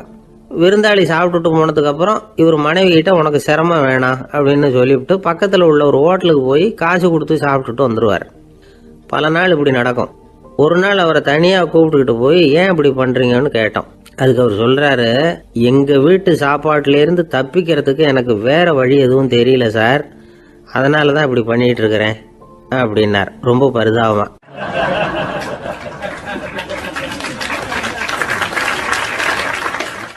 ஒருத்தன் எப்படி நடந்துக்கிறாங்கிறத வச்சு தான் அந்த ஆள் எப்படிங்கிறத நாம் முடிவு பண்ணுறோம். ஆளுமைன்னு சொல்கிறோம்ல, அதுக்கு சூழ்நிலைகளை ஆளுகின்ற தன்மை அப்படின்னு விளக்கம் கொடுக்குறார் ஒரு உளவியல் நிபுணர். சரி, ஒரு மனிதனுடைய ஆளுமையை உருவாக்குகிற விஷயங்கள் என்னென்ன? பிறப்பு, வளர்க்கப்பட்ட விதம், படிப்பு, நண்பர்கள், சமுதாயம், இப்படி நிறைய உண்டு. ஆளுமையின் அடிப்படையில் சில மனநோய்கள் உண்டாகுது. அதெல்லாம் என்னென்னங்கிறத தெரிஞ்சு வச்சுக்கிட்டோம்னா நம்ம கூட இருக்கிறவங்கள அடையாளம் கண்டுபிடிக்கிறதுக்கு அது ரொம்ப உபயோகமாக இருக்கும். ஃப்ரெனாய்டு ஆளுமை அப்படின்னு ஒன்று. இந்த கோளாறு உள்ளவங்க எப்படி இருப்பாங்க தெரியுமா? அதிக உணர்ச்சி, சந்தேகம், பொறாமை இதெல்லாம் அதிகமாக இருக்கும். வளைஞ்சு கொடுக்க மாட்டாங்க. அடுத்தவங்களோட இணக்கமான உறவு இருக்காது. அவங்க செய்கிற தப்புக்கெல்லாம் அடுத்தவங்களை குறை சொல்லிகிட்டு இருப்பாங்க. இது ஒரு ரகம். அடுத்தது ஸ்கிசாய்டு ஆளுமை அப்படின்னு சொல்கிறாங்க. இந்த கோளாறு உள்ளவங்க அடுத்தவங்களோட பழக கூச்சப்படுவாங்க. சின்ன வயசுலேயே இது ஆரம்பமாயிடுது. பகல் கனவுலேயே சஞ்சரிப்பாங்க. அவங்களுடைய விரோதம், கோபம் இதை கூட வெளியில் காட்டிக்க முடியாமல் இருப்பாங்க. இவங்களுக்கு அகமுகம், பிரச்சனைகள்லேருந்து ஒதுங்கி எதுலேயும் ஈடுபாடு இல்லாதவங்களாக இருப்பாங்க. இப்படி ஒரு ரகம். அடுத்தது சைக்ளோதமிக் ஆளுமை அப்படின்னு சொல்கிறாங்க. அது என்னென்னா, உணர்ச்சிகளில் ஏற்றத்தாழ்வு அதிகமாக இருக்குமா. சில சமயம் பார்த்தா மகிழ்ச்சியாக இருப்பாங்க, சில சமயம் சோகமாக உட்காந்துருப்பாங்க. அவங்க மனநிலைக்கு தகுந்த மாதிரி சமூக நிகழ்ச்சிகளில் பங்கெடுத்துக்குவாங்க. இன்னொரு வகை என்னென்னா எண்ணப்பீடிகை ஆளுமை அப்படின்னு பேர் வச்சிருக்கிறாங்க. அதுக்கு இவங்களுக்கெல்லாம் கரெக்டாக இருக்கணும், எல்லாம் சட்டத்திட்டம், இதுலேயும் ஒரு ஒழுங்குமுறை, இப்படி எதிர்பார்க்குற மனோபாவம். இவங்க எதிர்பார்ப்புக்கும் அரண்முறைக்கும் மற்றவங்க கட்டுப்படணும்னு நினைப்பாங்க. இந்த நிலைமை நீடிச்சா என்ன ஆகும் தெரியுமா? அலைக்கழிக்கிற எண்ணங்கள் திரும்ப திரும்ப ஒரே செயலை செய்ய தூண்டுற மன தளர்ச்சிக்கு ஆளாயிடுறாங்க. அடுத்தது ஹிஸ்டீரியா ஆளுமை. சின்ன விஷயத்தையெல்லாம் பெருசுபடுத்தி நாடகமாக்குற நடிகர்கள் இவங்க. உணர்ச்சி அதிகம் உள்ளவங்க. இவங்க மன எழுச்சியில் பக்குவமின்மை, குழந்தைத்தனம், முதிர்ச்சியின்மை எல்லாம் இருக்கும். தன்னலம் மிக்க குணம். பிறர் தன்னை மட்டுமே கவனிக்கணும்னு நினச்சி செயல்படுறது, இதெல்லாம் இவங்க அடையாளம். அடுத்த ரகம் எப்படின்னா வளர்ச்சியற்ற ஆளுமைன்னு சொல்கிறாங்க. அடுத்தவங்களோட இணங்கி போக முடியாதவங்க, அறிவு, மன எழுச்சி, சமூக உறவு இதில் எல்லாம் போதுமான வளர்ச்சியையும் நிறைவையும் பெற முடியாதவங்க. இவங்களால வாழ்க்கையில் முன்னேற முடியாது. பிச்சைக்காரங்க, குற்றவாளிகள் இவங்ககிட்டெல்லாம் இது மாதிரியான ஆளுமை அதிகமாக இருக்குமா. அடுத்தது என்னென்னா சோர்வுடைய ஆளுமை. எதுலேயும் உற்சாகம் இல்லாமல் சோர்ந்து போயிருப்பாங்க. அதுக்கெல்லாம் நமக்கு வலிமை இல்லைப்பா அப்படின்னு சொல்லிட்டு இருப்பாங்க. சின்ன விஷயங்களுக்கெல்லாம் அதிர்ச்சி அடையிறது, வாழ்வின் சுவையை அனுபவிக்க முடியாதவங்க. இன்னொரு ரகம் இது கொதித்தெழும் ஆளுமைங்கிறாங்க. எதுக்கு எடுத்தாலும் ஆத்திரம், குரோதம், வன் செயல் இதிலெல்லாம் ஈடுபாடு இப்படி உள்ளவங்க. நத்தை வகை ஆளுமை அப்படின்னு ஒன்று. அடுத்தவங்க மேலே விரோதம் இருக்கும், அடிக்கணுங்கிற எண்ணம் இருக்கும். ஆனால் அதை அப்படியே வெளியில் காட்டாமல் அதே சமயம் அமைதியான முறையில் வெறுப்பை வெளிக்காட்டுற ரகம். இவங்கெல்லாம் பேசாமல் கம்முன்னு இருந்துக்கிட்டே நினைச்சதை நிறைவேற்றிக்கிடுவாங்க. முன்ஜாக்கிரதை ஆளுமை அப்படின்னு ஒரு ரகமா. பாதுகாப்பின்மை, சந்தேகம், முழுமையின்மை, அறவேக்காட்டுத்தனம் இந்த மனப்போக்கு அதிகமாக இருக்கிறதுனால அகம்பாவம், புடிவாதம், எச்சரிக்கை எல்லாம் அளவுக்கு மீறி இருக்கும். இதுவரைக்கும் நாம் பேசிக்கிட்டு இருந்த ஆளுமை பண்புகள் அளவுக்கு அதிகமாக போயிட்டுதுன்னா ஆளுமை கோளாறுகள் ஏற்படும். அதன் அடிப்படையில் மனவியாதிகள் வருமா. அதனால் இணக்கமான, எல்லாரும் விரும்புகிற இயல்பான ஆளுமையை பெறுவதற்கு நாம் முயற்சி செய்யணும் அப்படிங்கிறது மனோதத்துவ நிபுணர்களுடைய ஆலோசனை. ஒருத்தர் ஒரு மனோதத்துவ டாக்டரை தேடிட்டு வந்தாராம். டாக்டர், எனக்கு மனசில் ஏதோ வியாதி, ஆளுமை கோளாறு, அதாவது எனக்கு சீக்கிரமாக செத்து போனால் தேவையில்லைன்னு தோணுது அப்படின்னாராம். உடனே அந்த டாக்டர், சரி அப்படின்னா இங்கே இருங்க, நான் வைத்தியம் பார்க்குறேன் அப்படின்னாராம்.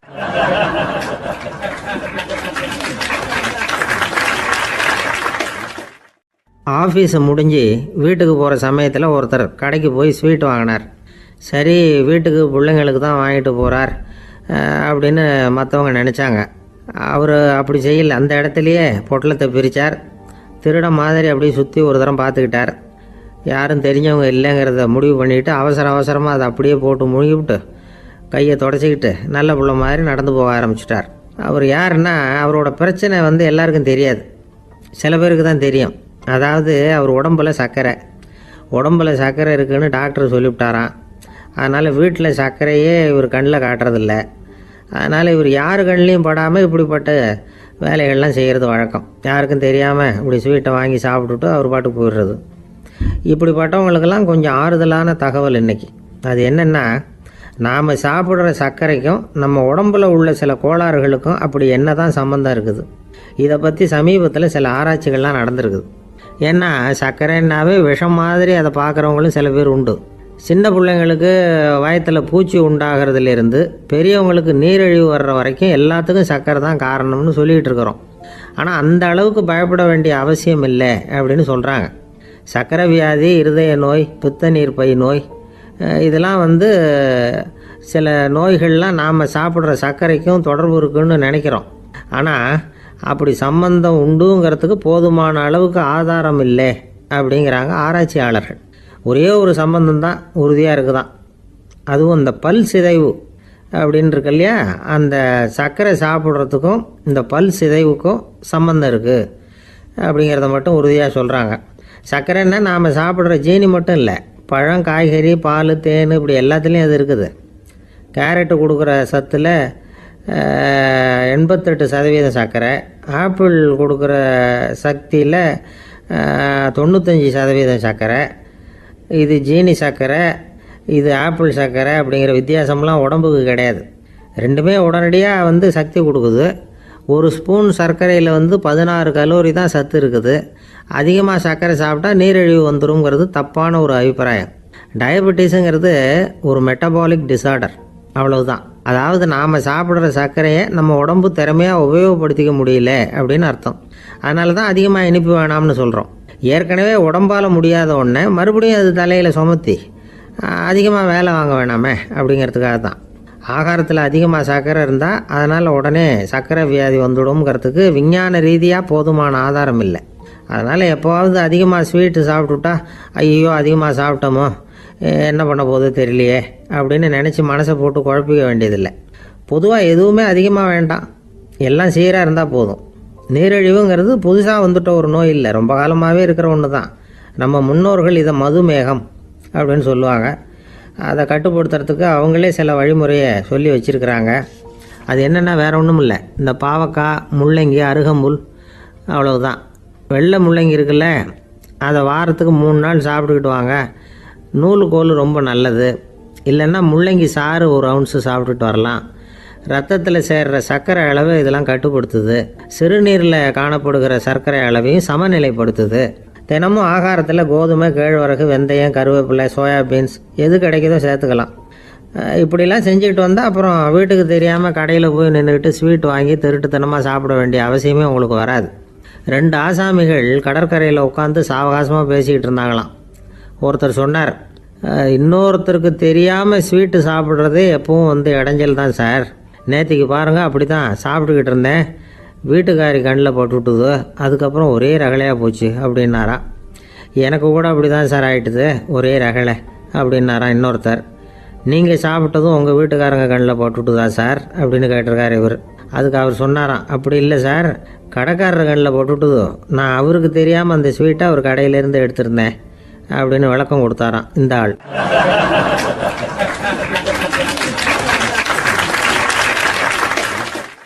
ஒருத்தர் முகத்தை தொங்க போட்டுக்கிட்டு ஒரு மாதிரியாக வந்தார். என்ன விஷயம்னு விசாரித்தேன். என்னுடைய நண்பன் ஒருத்தங்கிட்ட கருத்து வேறுபாடு, இனிமேல் நமக்குள்ளே எந்த சம்மந்தமும் வேணாம்னு நட்பை முறிச்சிட்டு வந்துட்டேன்னா. நண்பர்கள்னு இருந்தால் கருத்து வேறுபாடு வரத்தான் செய்யும்னு.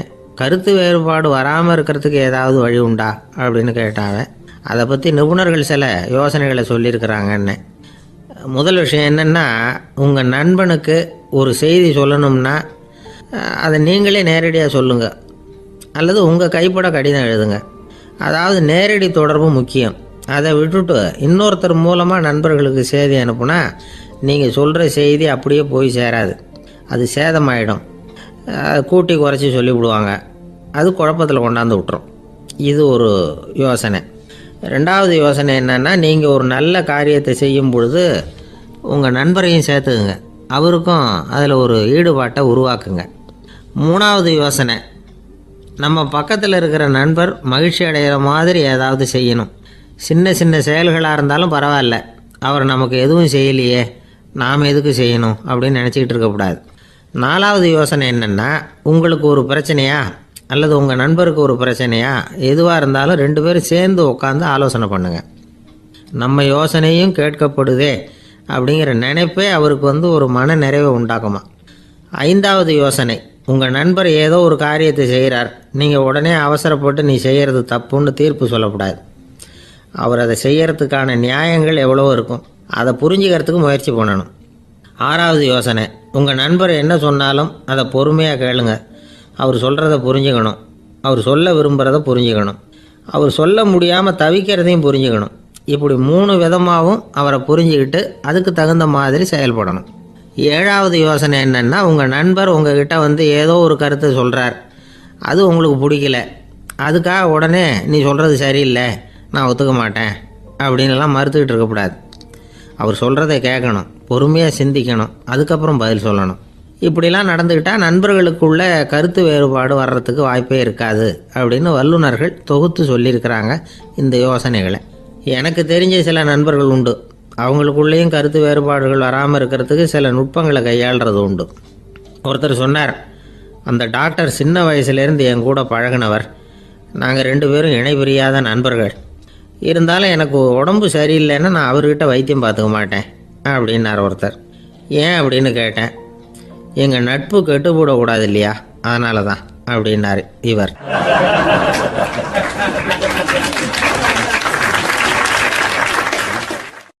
ஒரு மனுஷனுக்கு 3 விதத்தில் கர்வம் உண்டாகிறதுக்கு வாய்ப்பு உண்டு. பணம், பதவி, புகழ். பணம் அதிகமாக வந்தால் கர்வம் வரலாம், பதவி பெருசாக வந்துட்டுதுன்னா கர்வம் வரலாம், புகழ் அதிகமாக போனாலும் கர்வம் வரலாம். இந்த 3 வகையான கர்வத்துக்கும் இடம் கொடுக்காம இருக்கிறாங்க பாருங்க, அவங்க தான் சிறந்த மனிதர்கள். ஒரு பெரிய பொறுப்பில் இருக்கிறவங்களுக்கு கர்வம் வந்துடக்கூடாது. அப்படி வந்துட்டுதுன்னா அது எல்லாருக்கும் இடைஞ்சல். ஒரு ராஜா இருந்தார். அவர் ஒரு நாள் தன்னுடைய தலைநகரத்தை சுற்றி வந்துக்கிட்டு இருந்தார். ஒரு இடத்துல ஒரு அழகான நிலத்தை பார்த்தார். ஆஹா, இந்த இடத்துல நமக்குன்னு ஒரு மாளிகையை கட்டினா எவ்வளோ நல்லா இருக்கும் அப்படின்னு நினச்சார். ராஜா நினச்சா அது முடியாத காரியமா? சரி, இந்த நிலம் யாருக்கு சொந்தம்னு விசாரிங்க அப்படின்னார் பக்கத்தில் இருந்தவங்கக்கிட்ட. அவங்கெல்லாம் ஓடி போய் விசாரித்தாங்க. அந்த இடம் ஒரு வயசான கிழவிக்கு சொந்தம், வயசான அம்மாவுக்கு சொந்தமாக. அந்த அம்மா தான் அதில் ஒரு குடிசையை போட்டு குடியிருந்துக்கிட்டு இருக்கிறாங்க. சரி, அந்த நிலத்துக்கு ஒரு விலையை நிர்ணயம் பண்ணி அதை அந்த வயசான அம்மாக்கிட்ட கொடுத்துருங்கோ அப்படின்னு உத்தரவு போட்டார் ராஜா. ஆனால் அந்த அம்மா இது எங்கள் பூர்வீக இடம், இதை விற்க மாட்டேன் அப்படின்னு சொல்லிவிட்டுது. சரி, 2 பங்கு விலை கொடுக்குறோம்னு சொல்லி பாருங்க அப்படின்னாங்க. அப்படியே சொன்னாங்க அரண்மனை ஆட்கள். அதுக்கும் சம்மதிக்கலை அந்த அம்மா. இதை கேள்விப்பட்டதும் ராஜாவுக்கு கோபம் வந்துட்டுது. தன்னுடைய ஆளுங்களை கூப்பிட்டார். போய் அந்த குடிசையை பிரிச்சேறிங்க, காசெல்லாம் ஒன்றும் கொடுக்காதீங்க அப்படின்னு கத்தினார். அவ்வளோதான். அடுத்த நிமிஷம் அரண்மனை ஆசாமிகள் போனாங்க, குடிசையை பிரித்து எரிஞ்சாங்க. அந்த வயசான அம்மா இருக்குது, அதுவும் அந்த இடத்த விட்டு துரத்தி விட்டாங்க. அந்த இடத்துல ஒரு அரச மாளிகையை கட்டி முடிச்சிட்டாங்க. அந்த வயசான அம்மா பாவம், ராஜாவே இப்படி பண்ணால் யார்கிட்ட போய் முறையிட முடியும்? ஒரு ஞானி இருந்தார், அவர்கிட்ட போய் சொன்னாங்க. அவர் இவங்க சொன்னதை கேட்டு மனசில் வச்சுக்கிட்டார். ஒரு நாள் அந்த ராஜாவே இந்த ஞானியை கூப்பிட்டார். புதுசாக ஒரு மாளிகை கட்டியிருக்கிறேன், வந்து பாருங்கன்னு. சரின்னு சொல்லி இந்த பெரியவர் ஒரு நாள் இந்த மாளிகைக்கு போனார். சும்மா போகல, ஒரு கழுதையையும் ஓட்டிகிட்டு போனார். கொஞ்சம் சாக்குகள், வெத்து சாக்கு, அதையும் எடுத்து கழுதை முதுகில் போட்டு கழுதையை ஓட்டிகிட்டு போகிறார். ராஜா பார்த்தார். அவருக்கு இது ஆச்சரியமாக இருந்தது. என்ன இது, மாளிகைக்கு வந்துட்டு போங்கன்னு கூப்பிட்டா கழுதை சாக்கு இதெல்லாம் கொண்டு வராரே, ஒன்றும் புரியலையேன்னு நினச்சார். எதுக்காக இதெல்லாம்னு கேட்டார். அரசருடைய தோட்டத்திலேருந்து கொஞ்சம் மண் எடுத்துகிட்டு போகிறதுக்கு ஆசைப்பட்றேன், அதுக்கு நீங்கள் அனுமதி கொடுக்கணும் அப்படின்னாரு இவர். இது என்ன வேடிக்கையான கோரிக்கையாக இருக்குது அப்படின்னு நினச்சார் ராஜா. இருந்தாலும் மண் தானே கேட்குறாரு, எடுத்துகிட்டு போகட்டுமே அப்படின்னு நினச்சார். சரின்னு அனுமதி கொடுத்தார். அந்த பெரியவர் தோட்டத்துக்கு போனார், மண்ணை வெட்டினார், சாக்கில் போட்டு நிரப்புனார். ராஜாவை கொஞ்சம் கிட்ட வாங்கன்னு கூப்பிட்டார். இந்த மண் மூட்டையை தூக்கி கழுதையோட முதுகில் வைக்கணும், கொஞ்சம் உதவி பண்ணுங்கன்னார். ஓ, பண்ணுறேனே அப்படின்னு சொல்லி ராஜா கிட்ட போனார். மூட்டையை தூக்கி பார்க்குறாரு, முடியல, திணறி போயிட்டார். இப்போ அந்த ஞானி பேசினாராம். அரசே, இந்த ஒரு சாக்கு மண்ணையே உங்களால் தூக்க முடியல, அந்த கிழவிகிட்ட இருந்து அந்த அக்கிரமமாக அபகரித்த இந்த தோட்டம் பூராவையும் சுமக்கணும்னு ஆசைப்படுறீங்களே, அது உங்களால் முடியுமா அப்படின்னு கேட்டாராம். ராஜா யோசனை பண்ண ஆரம்பித்தார். தன்னுடைய செயலுக்காக வருத்தப்பட்டாராம். அந்த வயசான அம்மாவை உடனடியாக வரவழைச்சார். தாயே, தப்பு பண்ணிட்டேன், என்னை மன்னிச்சுக்குங்க, இன்னையிலேருந்து இந்த மாளிகையும் தோட்டமும் உங்களுக்கு தான் சொந்தம் அப்படின்னு சொல்லிவிட்டாராம். போகிறப்ப இந்த உலகத்திலேருந்து எண்ணத்தை எடுத்துகிட்டு போக போகிறோம், அதனால் ரொம்பவும் அலட்டிக்க வேண்டியதில்லை, கர்வப்பட வேண்டியதில்லை அப்படிங்கிறது ஒரு பெரிய உபதேசம். ஒரு பெரிய மனுஷன் சாக கிடந்தார், ரொம்பவும் அழுதார். ஏன் அழறீங்க அப்படின்னு கேட்டாங்க சுற்றி இருந்தவங்க. நான் சாகிறதுக்காக கவலைப்படலை, நான் நம்ம ஜனங்களுக்காக எவ்வளவோ காரியம்லாம் செஞ்சுக்கிட்டு வந்தேன். நான் செஞ்சுக்கிட்டு வந்த சேவையை இனிமேல் யார் செய்ய போகிறாங்க, அது யாரால முடியும், அதை நினச்சி தான் அழறேன் அப்படின்னாராம். ஒருத்தர் முன்னாடி வந்தார். அதுக்காக நீங்கள் கவலைப்படாதீங்க, உங்கள் சேவையை தொடர்ந்து செய்கிறதுக்கு என்ன மாதிரி இளைஞர் பட்டாலும் தயாராக இருக்குது, இருந்தாலும் எங்கள் கவலை என்னென்னா அப்படின்னு இழுத்தார். என்ன சொல்லுங்கன்னு கேட்டார் அவர். நீங்கள் இது வரைக்கும் என்ன சேவை செஞ்சுக்கிட்டு வந்தீங்க, அதுதான் எங்களுக்கு இன்னமும் புரியாத புதிராக இருக்குது அப்படின்னாராம் அவர்.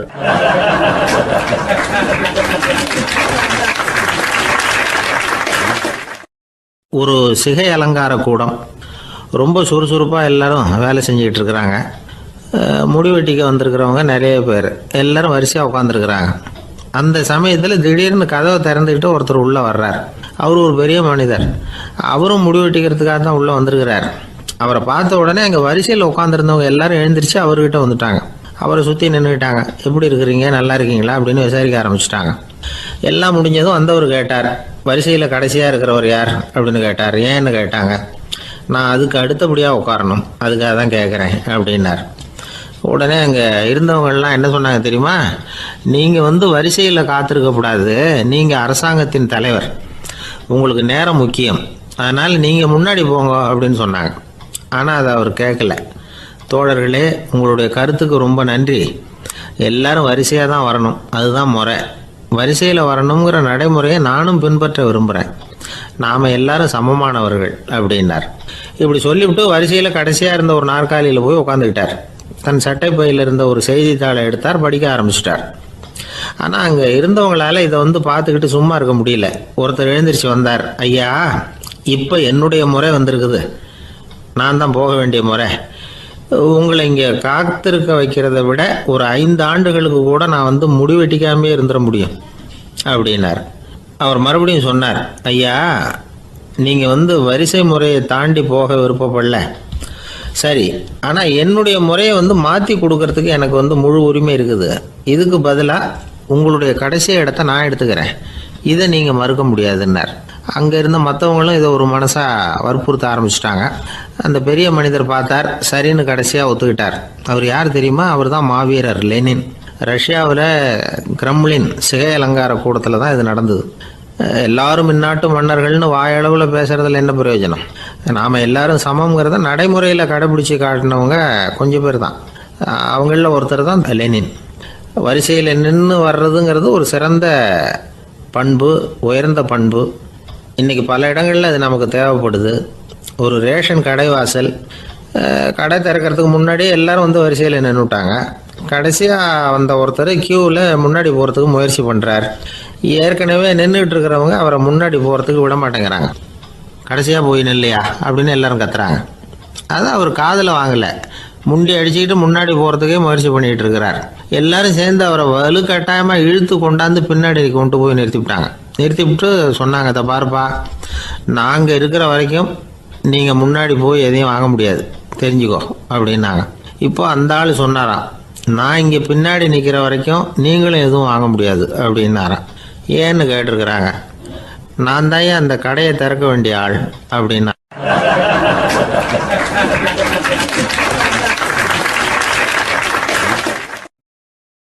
ஒரு நண்பர் அவசரமாக என்கிட்ட ஓடி வந்தார். அப்புறம் சொன்னார், என்னால் நம்பவே முடியல சார், என் பையனா இப்படி அப்படின்னு சொல்லி ஆச்சரியப்பட்டார். உங்கள் பையன் அப்படி என்ன தான் செஞ்சுட்டான் அப்படின்னு கேட்டேன். என்னால் முடியாத ஒரு காரியத்தை அவன் செஞ்சுட்டான் சார் அப்படின்னார். அது என்னன்னு தான் சொல்லுங்களேன். என்ன, 5ஆவது வகுப்பில் அவன் ஒரே தடவையில் தேறிட்டான் சார், அதாவது ஒரே அட்டம்ப்டில் பாஸ் ஆகிருக்கான் அப்படின்னார் மூச்சு வாங்க. கஷ்டப்பட்டு பரீட்சை எழுதுனது அவன், இவருக்கு ஏன் மூச்சு வாங்குது? நம்மால் செய்ய முடியாத ஒரு காரியத்தை இன்னொருத்தர் செய்யும் பொழுது அது நமக்கு ஆச்சரியமாக இருக்குது. சர்க்கஸ் பார்க்குறோம், ஒருத்தர் அந்த இடத்துல தொங்குறார், அது நமக்கு ஆச்சரியம். ஏன்னா அது நம்மால் முடியாத காரியம். நம்மால் முடியாத ஒன்றை அடுத்தவர் எளிதாக செய்யும் பொழுது நாம் மருள்வது இயற்கை. இதை தான் தொல்காப்பியம் மருட்கை அப்படின்னு சொல்லுது. இந்த வியப்பு இருக்குதே, இது 4 வகையில் ஏற்படுறதாக தொல்காப்பியம் சொல்லுது. அது என்ன 4 வகை? முதல் வகை எப்படின்னா, புதுமையான அரிய செயல்களை செய்கிறது. 2வது வகை என்னென்னா பெரும் செயல்களை செய்கிறது. 3வது வகை என்னென்னா மிக நுட்பமான செயல்களை செய்கிறது. 4வது வகை என்னென்னா ஆக்கம் தரும் செயல்களை செய்கிறது. புதுமை, பெருமை, சிறுமை, ஆக்கமோடு மதினம் சாலா மருட்கை 4 அப்படிங்கிறது தொல்காப்பியம். இன்றைக்கி விஞ்ஞானம் புதுசு புதுசாக எதையோ கண்டுபிடிக்குது. ஆரம்பத்தில் அது ஆச்சரியமாக இருக்குது, அப்புறம் அது நமக்கு பழகி போடுது. வானொலி பெட்டி புதுசாக வந்தப்போ ஒரு பெட்டி பேசுதுங்கிறது எவ்வளோ பெரிய ஆச்சரியம். இப்போ யாரும் அதை ஆச்சரியமாக பார்க்குறதில்ல. மதினம் சாலா மருட்கை அப்படின்னு ஒரு சொற்றொடர் வருது பாருங்க, அதில் கருத்தாழம் உண்டு. எதை பற்றியும் போதுமான அளவு புரிந்து கொள்ளாத போது ஒருத்தர் ஆச்சரியப்படுறார். புரிந்து கொண்ட பிறகு ஆச்சரியம் மறைஞ்சு போடுது. மிக நுட்பமான செயல்களும் நம்ம ஆச்சரியப்பட வைக்கும். ஒரு அரிசியில் ஒரு திருக்குறளை எழுதி காட்டுறாங்க, ஒரு முட்டை ஓட்டுக்குள்ளே ஓவியம் தீட்டி காட்டுறாங்க. கருங்கல் சிற்பங்களில் எவ்வளவு நுட்பமான வேலைப்பாடுகளை எல்லாம் பார்த்து ஆச்சரியப்படுறோம். இது மாதிரி ஆக்கப்பூர்வமான அரிய செயல்களை செய்கிறது கூட வியப்பை உண்டு பண்ணும். குப்பை கூலங்களை கூட வாழ்க்கைக்கு பயன்படுகிற பொருளாக மாற்றுகிறவர்கள் இருக்காங்க, அவர்களுடைய செயல் வியப்பு அளிக்குது. இடைக்காட்டு சித்தர் பாடின 30 நூலில் வர்ற ஒரு பாடல், ஆற்றல் பிறர் அறிதலின் அகம் கிளர்வு உறுதலின் கற்று அறி பாணர் கழுமிய கோடலின் தோற்றம் உருகவே போற்றல் சால் வியப்பே. ஒருத்தருடைய ஆற்றல் தெரியாமல் இருந்தது, அவருடைய அரிய செயலை பார்க்கும் பொழுது வியப்பாக இருந்தது, மனசுக்குள்ள கிளர்ச்சி. பாவலர்கள் இவர்களுடைய புகழை பாடி மற்றவர்களும் தெரிந்து கொள்ளுமாறு செய்கிறார்கள் அப்படிங்கிறது தான் ஒரு யதார்த்தமான உண்மை. ஆக எல்லா வகையிலும் மக்கள் தங்களுடைய வாழ்க்கையில் முன்னேறுவதற்கான வழிகாட்டுகிற ஒரு மெய்ப்பாடு தான் வியப்புங்கிறது. இந்த காலத்தில் நம்ம எப்படியெல்லாம் ஆச்சரியப்பட வைக்கிறாங்க. ஒரு ஆளை பிடிச்சி ஜெயிலில் கொண்டு வந்தாங்க. ஜெயில் அதிகாரி அவனை ரொம்ப ஆச்சரியமாக பார்த்தாரான். இவன் கேட்டான், ஏன் சார் அப்படி பார்க்குறீங்க, நான் இப்போ இங்கே வர்றது உங்களுக்கு ஆச்சரியமாக இருக்குதா அப்படின்னு கேட்டிருக்கான். இதுக்கு ஜெயில் அதிகாரி சொல்லியிருக்கார், நீ இப்போ இங்கே வந்ததில் எனக்கு ஒன்றும் ஆச்சரியம் இல்லைப்பா, ஏற்கனவே நீ இங்கேருந்து விடுதலையாகி போய் 6 மாதம் ஆச்சு, இவ்வளவு லேட்டாக வர்றியே அதுதான் எனக்கு ஆச்சரியமாக இருக்குது அப்படின்னாராம்.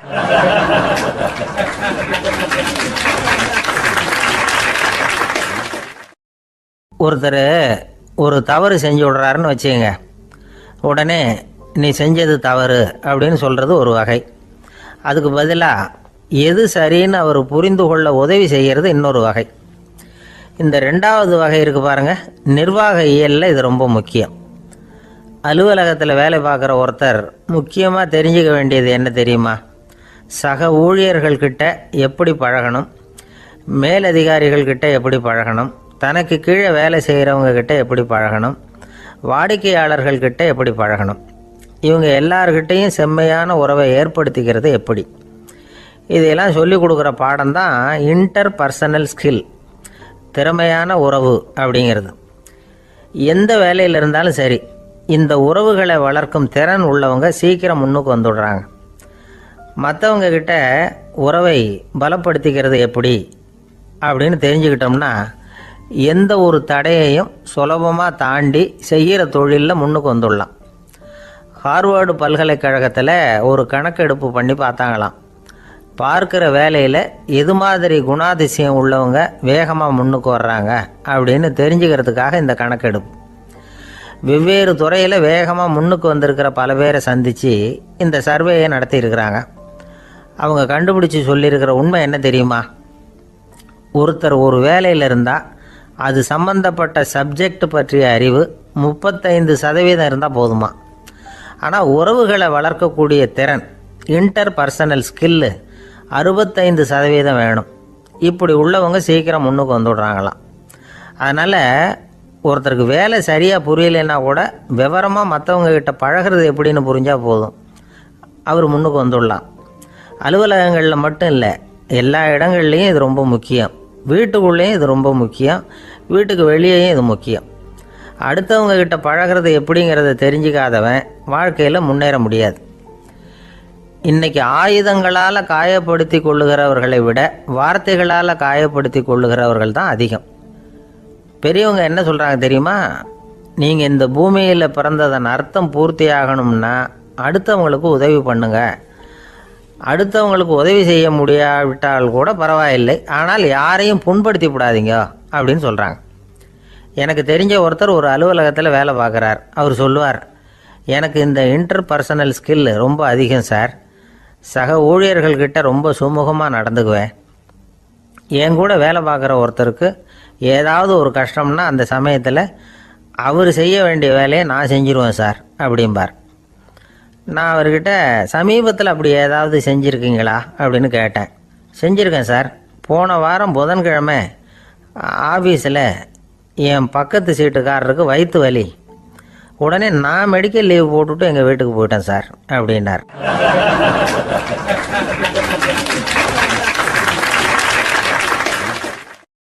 ஒரு அம்மா தெருவில் உட்காந்து என்னத்தையோ தேடிட்டு இருக்கிறாங்க. அந்த அம்மா ஒரு சுஃபி ஞானி. அவங்க பேர் என்னென்னா ரபியா அல் அடாவியா.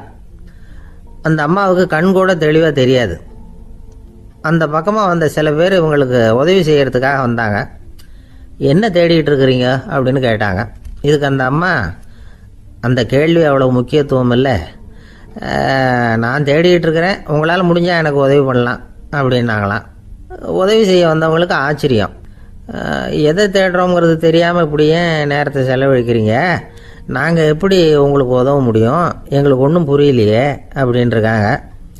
சரி, உங்களை திருப்தி பண்ணுறதுக்காக சொல்கிறேன். ஒரு குண்டூசி தொலைஞ்சி போச்சு, அதை தேடுறேன் அப்படின்னாங்களாம் அந்த அம்மா. அதுக்கப்புறம் இவங்களும் சேர்ந்து தேட ஆரம்பிச்சிட்டாங்க. கொஞ்ச நேரம் ஆச்சு, ஒன்றும் கிடைக்கல. உதவி செய்ய வந்தவங்களும் அழுத்து போட்டாங்க. அப்புறம் கேட்டாங்க, இதை பாருங்கம்மா, இது ரொம்பவும் பெரிய தெரு, அகலமான தெரு. அதனால் குறிப்பாக நீங்கள் எந்த இடத்துல அந்த குண்டூசியை தொலைச்சிங்க அதை சொல்ல முடியுமான்னாங்களாம். இதுக்கு அந்த அம்மா, நீங்கள் மறுபடியும் அர்த்தமில்லாத கேள்வியை கேட்குறீங்க, உங்கள் கேள்விக்கும் நான் தேடுறதுக்கும் என்ன சம்மந்தம்னாங்களாம். இதை கேட்டதும் அவங்க ஒரு மாதிரி ஆயிட்டாங்க. என்னம்மா நீங்கள் பைத்தியம் மாதிரி பேசுகிறீங்க அப்படின்னாங்களாம். சரி, உங்களை மறுபடியும் திருப்திப்படுத்துறதுக்காக சொல்கிறேன். அதை நான் எங்கள் வீட்டில் தொலைச்சுட்டேன் அப்படின்னாங்களாம். அப்புறம் எதுக்காக இங்கே வந்து தேடிட்டு இருக்கிறீங்க அப்படின்னு கேட்டிருக்காங்க. ஏன்னா இங்கே தான் வெளிச்சம் அதிகமாக இருக்குது, அங்கே வீட்டுக்குள்ளே இருட்டாக இருக்குது, அதனால் இங்கே வந்து தேடுறேன். வெளிச்சம் உள்ள இடத்துல தானே தேட முடியும் அப்படின்னாங்களாம் அந்த ஞானி. இந்த கதைக்கு என்ன அர்த்தங்கிறத பெரியவங்க சொல்கிறாங்க. அதாவது இந்த தேடுதல்ங்கிறது ஒரு வியாதி. அது நம்ம சதா அலைய வைக்கும், பைத்தியமாக மாற்றுறதுக்கு முயற்சி பண்ணோம். ஒரு காலம் அது நிறைவு அடையவே அடையாது. வாழ்வுங்கிறது ஒரு புரிந்து கொள்ள முடியாத சதா இயங்கி கொண்டிருக்கிற ஒரு செயல். அதுக்கு ஆரம்பமும் இல்லை, முடிவும் கிடையாது. எதையோ தேடணும் அப்படிங்கிற உந்துதல் நமக்குள்ளே இருக்கும். ஆனால் குறிப்பாக எதை தேடிட்டு இருக்கிறோம் அப்படிங்கிறது புரியாது. அப்படி ஏதாவது ஒன்றை தேடி அடைஞ்சிடுறோம்னு வச்சுக்கோங்க, உடனே ஒரு அதிருப்தி வந்துடும். அதனால் வாழ்க்கைங்கிறது சலிப்பு நிறைந்தது அப்படிங்கிற எண்ணத்தை உண்டாக்கிக்கிறோம். ஒன்று அடைஞ்சதுக்கு அப்புறம் இன்னொன்று தேட ஆரம்பிச்சிருவோம். ஆக இந்த தேடல்ங்கிறது நாம் ஒன்று அடைஞ்சாலும் அடையாவிட்டாலும் தொடர்ந்து நடந்துக்கிட்டு தான் இருக்கும். இதுக்கு முடிவே கிடையாது. இந்த உண்மையை நாம் நல்லா புரிஞ்சுக்கணும் அப்படிங்கிறது பெரியவங்களுடைய கருத்து. ஏழையும் தேடுறான், பணக்காரனும் தேடுறான், நோயாளியும் தேடுறான், நோய் இல்லாதவனும் தேடுறான், அதிகாரம் உள்ளவனும் தேடுறான், அதிகாரம் இல்லாதவனும் தேடுறான், முட்டாளும் தேடுறான், அறிவாளியும் தேடுறான். ஆனால் யாரும் இதை தான் தேடி சாதிக்க போகிறோம், இதுதான் முடிவு அப்படின்னு திட்டவட்டமாக சொன்னதில்லை. ஒன்று அடைஞ்சதும் இன்னொன்று தேட ஆரம்பிச்சிடுறாங்க, அவ்வளோதான். அதாவது உங்களின் தேடுபவர் உங்கள் உள்ளே தான் இருக்கிறார், அவரை தேடி கண்டுபிடியுங்கள். இதுதான் ஞானிகள் நமக்கு சொல்லுகிற ஒரு ஆலோசனை. நம்மால் ஒருத்தன் ஜெயிலில் இருந்தான். இன்னொரு கைதி அவனை பார்த்து கேட்டான், ஏன்பா உன்னை பார்க்குறதுக்கு வெளியிலேருந்து யாருமே இங்கே வர்றது இல்லையே, உனக்கு சொந்தக்காரங்களே கிடையாதா அப்படின்னு கேட்டானா. ஏன் இல்லை, எனக்கு சொந்தக்காரங்க நிறைய பேர் உண்டு, அவங்க என்னை பார்க்க வராததுக்கு காரணம் வேற அப்படின்ட்டுருக்கான் இவன். என்ன காரணம்னு கேட்டான் அவன். அதுக்கு இவன் சொன்னானா, அதுக்கு என்ன காரணம்னா அவங்க எல்லாரும் இங்கே உள்ளேயே இருக்கிறாங்க அப்படின்னானா.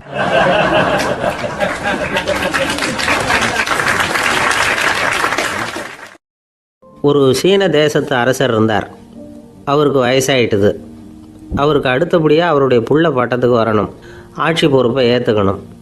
ஒரு நல்ல தலைவனுக்கு இருக்க வேண்டிய பண்புகள்லாம் தன்னுடைய மகனுக்கு இருக்கணும்னு விரும்பினார் அந்த அரசர். அதனால் இளவரசனை பக்கத்தில் இருந்த ஒரு குரு கிட்ட அனுப்புனார். இளவரசன் அவர்கிட்ட போய் சேர்ந்தான். அந்த குரு என்ன பண்ணார் தெரியுமா, இவனை பார்த்து சொன்னார், இதை பாருப்பா, நீ என்ன பண்ணுற, இப்போவே பக்கத்தில் இருக்கிற காட்டுக்கு போ, நடு காட்டில் போய் ஒரு இடத்துல உட்காந்துக்கோ, அங்கே என்னென்ன சத்தம்லாம் உன் காதில் விழுதுன்னு கவனித்து கேளு, உன் காதில் விழுந்த ஓசைகள் என்னென்னங்கிறத என்கிட்ட வந்து சொல்லு, அதுதான் எனக்கு தெரியணும், உனக்கு வேலையும் அதுதான் அப்படின்னு சொல்லி அனுப்பி வச்சுட்டார். இளவரசன் காட்டுக்கு போனான். குரு சொன்னபடியே ஒரு இடத்துல உட்காந்து கவனித்து கேட்டான். அதுக்கப்புறம் குருக்கிட்ட திரும்பி வந்தான். என்னென்ன சத்தம்லாம் கேட்ட அப்படின்னு கேட்டார் குரு. குருவே, காட்டில் நான் பறவைகள் சத்தம்லாம் கேட்டேன், மிருகங்களின் ஓசையையும் கேட்டேன், இதை தவிர இடி மின்னல் மழை இதுகளோட சத்தத்தையும் கேட்டேன் அப்படின்னா. குரு யோசனை பண்ணார், நீ இன்னமும் சரியாக கேட்கல, அதனால் மறுபடியும் காட்டுக்கு போ, கொஞ்ச நாள் தங்கியிருந்து கேட்டுட்டு வா அப்படின்னார். இளவரசனுக்கு ஒன்றும் புரியல. இருந்தாலும் குருவின் கட்டளையாச்சே, மறுக்க முடியுமா? உடனே அவன் மறுபடியும் காட்டுக்கு போனான். ஒரு இடத்துல உட்காந்தான். கொஞ்ச நேரம் உன்னிப்பாக கவனித்து கேட்டான். சில நாள் கழித்து குருக்கிட்ட திரும்பி வந்தான். குருவே, இந்த தடவை சில துல்லியமான சத்தங்களை எல்லாம் கேட்டான். தேனி பறக்கிற சத்தம், நீரோடையின் மெல்லிய ஓசை, இதெல்லாம் கேட்டேன்னா. குரு சிரித்தார். நீ மறுபடியும் காட்டுக்கு போ, இன்னும் சில நாள் அங்கே இரு, முழுமையாக கவனமாக கேட்டுட்டு வா அப்படின்னு சொல்லி அனுப்பி வச்சுட்டார். இளவரசனுக்கு குழப்பம் அதிகமாகிட்டுது. ஒன்றுமே புரியல. மறுபடியும் காட்டுக்கு போனான். மௌனமாக ஒரு இடத்துல உட்காந்துட்டான். அப்படியே தியானத்தில் ஆழ்ந்துட்டான். சில நாளில் அவனுக்கு இதுவரை கேட்காத ஓசைகள்லாம் கேட்க ஆரம்பிச்சிட்டுது. இதைத்தான் நான் கேட்கணும்னு என்னுடைய குரு எதிர்பார்த்துருக்கிறாருங்கிறத புரிஞ்சுக்கிட்டான். உடனே குரு கிட்ட ஓடனான். குருவே, இந்த தடவை காதுகளுக்கு கேட்க முடியாத சில ஓசைகளை கூட என்னால் உணர முடிஞ்சுது. பூ மலருகிற ஓசை, சூரியனால் பூமி சூடாகிறப்போ எழுகிற ஓசை, காலை பனித்துளி இந்த புல்லுலாம் குடிக்கிற ஓசை, இது எல்லாம் என்னால் நல்லா கேட்க முடிஞ்சுது அப்படின்னா. குருவுக்கு இப்போ தான் திருப்தி ஏற்பட்டு தான் இளவரசனை பார்த்து சொன்னார், இதை பாருப்பா, இப்போ தான் நாட்டை ஆளுகிற தகுதி உனக்கு வந்திருக்குது அப்படின்னு சொல்லி அதுக்கு விளக்கமும் கொடுத்தாராம். எந்த அரசன் தன்னுடைய மக்களின் இதயம் பேசுகிற மௌன மொழியை, மௌன வார்த்தைகளை கேட்குறானோ அவன்தான் ஆள தகுதி உள்ளவன். எந்த அரசன் தன்னுடைய மக்களின் உணர்ச்சிகளை உண்மையாக உணர்றானோ அவன்தான் முதன்மையான அரசன். போலி வார்த்தைகளை மட்டும் கேட்டுட்டு பல மௌன ராகங்களை காதில் வாங்கிக்காதவன் அரசனே இல்லை. எந்த நாட்டில் எப்போ ஒரு அரசன் தன்னுடைய மக்களின் உணர்ச்சிகளை கேட்க மறுக்கிறானோ அன்னையிலேருந்தே அந்த நாடு அழிய தொடங்குது அப்படின்னு அர்த்தம். இதுதான் அந்த குரு இளவரசனுக்கு போதிச்சது. வாயால் பேசுகிறத மட்டும் கேட்டு ஏமாறக்கூடாது, உணர்ச்சிகளையும் கேட்கறதுல தான் மனப்பக்குவம் உண்டாகும். மக்கள் உணர்ச்சிகளை புரிந்து கொள்ளாத அரசர்கள் நீடிச்சிருக்க முடியாது. அது மாதிரி நாடுகளில் அடிக்கடி குழப்பம் தான் உண்டாகும். அப்படி இருந்தால் அடிக்கடி ஆட்சி மாறிக்கிட்டு இருக்கும். அப்படிப்பட்ட ஒரு தேசம், அங்கே ஒரு சிறைச்சாலையில் 3 கைதிகள் பேசிக்கிட்டு இருந்தாங்க. ஒருத்தன் சொன்னான், நான் இந்த நாட்டு ராஜாவை எதிர்த்து பேசிக்கிட்டு இருந்தேன், அதனால் என்னை பிடிச்சி கொண்டாந்து இங்கே போட்டுட்டாங்க அப்படின்னா ஒருத்தன். இன்னொருத்தன் சொன்னான், நான் இந்த நாட்டு ராஜாவை ஆதரித்து பேசிக்கிட்டு இருந்தேன், அதனால் என்னை பிடிச்சி கொண்டாந்து இங்கே தள்ளிவிட்டாங்க அப்படின்னா. அது சரி, நீ என்ன தப்பு பண்ண அப்படின்னு சொல்லி 3வது ஆளை பார்த்து இவங்க கேட்டாங்க. அதுக்கு அந்த ஆள் சொல்கிறான், நான் தான் இந்த நாட்டு ராஜா அப்படின்னானா.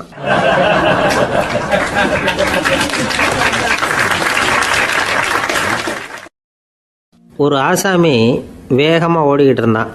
ஏன் இப்படி ஓடுறேன்னு கேட்டார் இன்னொருத்தர். அங்கே ஒரு ஆள் அடிபட்டு கிடக்கிறான், அதை பார்த்தேன், உடனே ஓடுறேன்னா. எங்கேன்னு கேட்டார். ஆஸ்பத்திரிக்குன்னா. ஒரு ஆள் அடிபட்டு கிடக்கிறத பார்த்தா உடனடியாக நாம் செய்ய வேண்டியது முதல் உதவி, அதுக்கப்புறம் தான் ஆஸ்பத்திரி. இன்றைக்கி விபத்துங்கிறது சர்வசாதாரணமாக நடந்துக்கிட்டு இருக்குது. வாகன விபத்து, வெடிகுண்டு விபத்து, தீ விபத்து, கட்டடம் சரியறது, பூகம்பம், இப்படி நிறைய நடக்குது. ஒரு விபத்தை பார்த்துட்டா நம்மளில் பல பேர் நமக்கு என்னத்துக்கு வம்புன்னு ஒதுங்கி போயிடுறதும் உண்டு. சில பேர் துணிஞ்சு கிட்ட போய் உதவி செய்கிறதும் உண்டு. அப்படி உதவி செய்ய நினைக்கிறவங்களுக்கு உபயோகப்படுற தகவல் இது. விபத்தில் காயமடைஞ்சவங்களை 3 பிரிவாக பிரிக்கலாமா. முதல் வகை கொஞ்சம் சீரியஸானது, உயிருக்கு உடனே ஆபத்து தரக்கூடியது. மூளை காயம், முகம், கழுத்து காயங்கள், இருதயம், நுரையீரல் காயங்கள், வயத்தில் உள்ளுறுப்பு காயங்கள், அதிகப்படியான இரத்தப்போக்கு, இதனால எல்லாம் பாதிக்கப்பட்டிருந்தால் அது முதல் வகை அப்படின்னு நாமளே மனசுக்குள்ளே முடிவு பண்ணிக்கணும். இவங்களுக்கெல்லாம் உடனடியாக முதல் உதவி கொடுக்கணும். தாமதப்படுத்தாமல் ஆஸ்பத்திரிக்கு கொண்டுகிட்டு போயிடணும். இப்படி கொஞ்சம் எச்சரிக்கையாக நடந்துக்கிட்டால் அவங்களில் பல பேரை காப்பாற்றி போடலாம். 2வது வகை எப்படின்னா, முதல் உதவி விரைவாக கிடைச்சா உயிர் பிழைக்கக்கூடிய மார்பு காயங்கள், கைகால் எலும்பு முறிவு, இடுப்பு முதுகெலும்பு காயம், சீரான இரத்த சேதம், இப்படிப்பட்டவங்களை 2வது வகையாக பிரிக்கணும். ஆபத்து இல்லாத சிராய்ப்புகள், சிறு காயங்கள், இரத்த உறைவுகள், இதனால் பாதிக்கப்படுறவங்க 3வது வகை. ஒருத்தர் தலையில் அடிபட்டு நினைவு விழுந்துட்டார்னு வச்சுங்க, அவருக்கு வாந்தி வர்றதுனால புறையேறி மூச்சு அடைப்பு உண்டாகும். இப்படி ஆகாமல் இருக்கிறதுக்காக தலையை ஒரு பக்கமாக சாய்ச்சி வைக்கலாம். நாடி துடிப்பையும் இதய துடிப்பையும் தொட்டு பார்க்கணும்.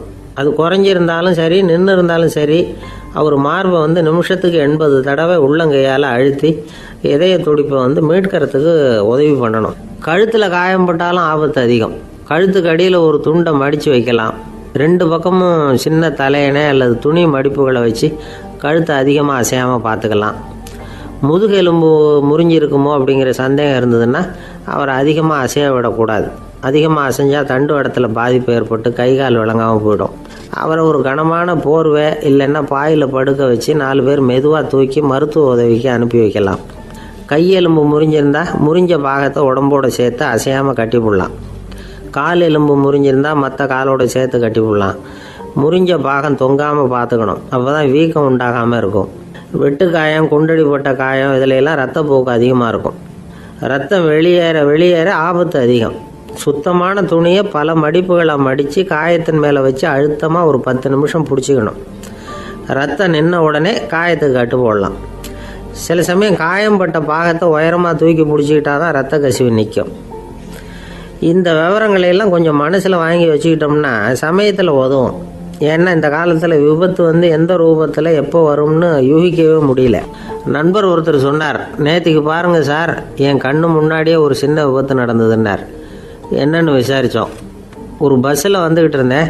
அந்த பஸ்ஸில் பின்பக்கம் படி ஓரமாக நின்றுக்கிட்டு இருந்த ஒருத்தர் ரோட்டில் விழுந்துட்டார். டிரைவர் அதை கவனிக்கலை, நிறுத்தாமல் அவர் பாட்டுக்கு போகிறாருனார். கண்டக்டர் உடனே விசில் கொடுத்து பஸ்ஸை நிறுத்த வேண்டியது தானே அப்படின்னோம். அதுதான் சார் முடியாமல் போச்சுன்னார் அவர். ஏன்னு கேட்டாங்க. தவறி கீழே விழுந்ததே அந்த கண்டக்டர் தான் சார் அப்படிங்கிறார்.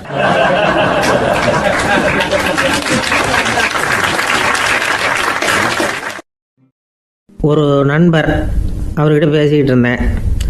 மனித உறவுகள் பற்றி அவர் சொல்லிகிட்டு இருந்தார். அமெரிக்காவில் தந்தை மகன் உறவு எப்படி இருக்குது அப்படிங்கிறத விளக்கிறதுக்கு அவர் ஒரு கதையை சொன்னார். ஒரு அப்பா பகல் பூராவும் அலுவலகத்தில் வேலை, ஓடி ஆடி உழைச்சிக்கிட்டு களைச்சி போய் ராத்திரி 10 மணிக்கு மேலே வீடு திரும்பினான். வீட்டு வாசலில் அவரோட மகன் காத்துக்கிட்டு இருக்கிறான். இன்னமும் தூங்கலை. அப்பா வாசல்லையே தடுத்து நிறுத்தி, அப்பா உனக்கு சம்பளம் எவ்வளவு அப்படின்னு கேட்குறான். ஏற்கனவே ஆஃபீஸ் பிரச்சனைகளால் அழுத்து போய் திரும்புகிற அப்பாவுக்கு கோவம் வந்துடுது. என்னடா இப்படிலாம் கேளுன்னு உங்கள் அம்மா உனக்கு சொல்லி கொடுத்தாளா அப்படின்னு சொல்லிவிட்டு உள்ளே போய் சட்டையை கட்டி மாட்டி விட்டு குளிச்சு விட்டு மறுபடியும் வெளியில் உடையை மாற்றுகிற சமயம் அப்போ மறுபடியும் மகன் உள்ளே நிற்கிறான் அவர் முன்னாடியே. அப்பா உனக்கு எவ்வளவு சம்பளங்கிறான் மறுபடியும். அப்பாவுக்கு எரிச்சல் அதிகமாகிட்டுது. மணிக்கு $20 போதுமா அப்படின்னார். அப்படின்னா எனக்கு ஒரு $10 தர முடியுமான்னா மகன். இதுக்கு தான் என் சம்பளம் எவ்வளவுன்னு கேட்டியா? 2ஆம் வகுப்பு படிக்கிற உனக்கு எதுக்குடா $10 அப்படின்னு கத்திவிட்டு தொலைக்காட்சி பெட்டியின் முன்னாடி போய் உட்காந்துக்கிட்டு ஏதோ நிகழ்ச்சியை பார்க்க ஆரம்பிச்சிட்டார். கொஞ்ச நேரம் கழித்து மறுபடியும் மகன் நிற்கிறான். அப்பா ப்ளீஸ் எனக்கு ஒரு $10 கொடுக்க முடியுமா? மகனுடைய கண்களில் கண்ணீர். என்னடா அவன் கண்ணீரை காட்டி காரியம் சாதிக்கலாம்னு பார்க்குறியா? ஒரு காசு கூட கொடுக்க மாட்டான் போ அப்படின்னு விரட்டி விட்டான். மகன் கண்ணீரை தொடச்சிக்கிட்டே கண்ணை தொடச்சிக்கிட்டு பேசாமல் போய் படுத்துக்கிட்டானா. கொஞ்ச நேரம் ஆச்சு.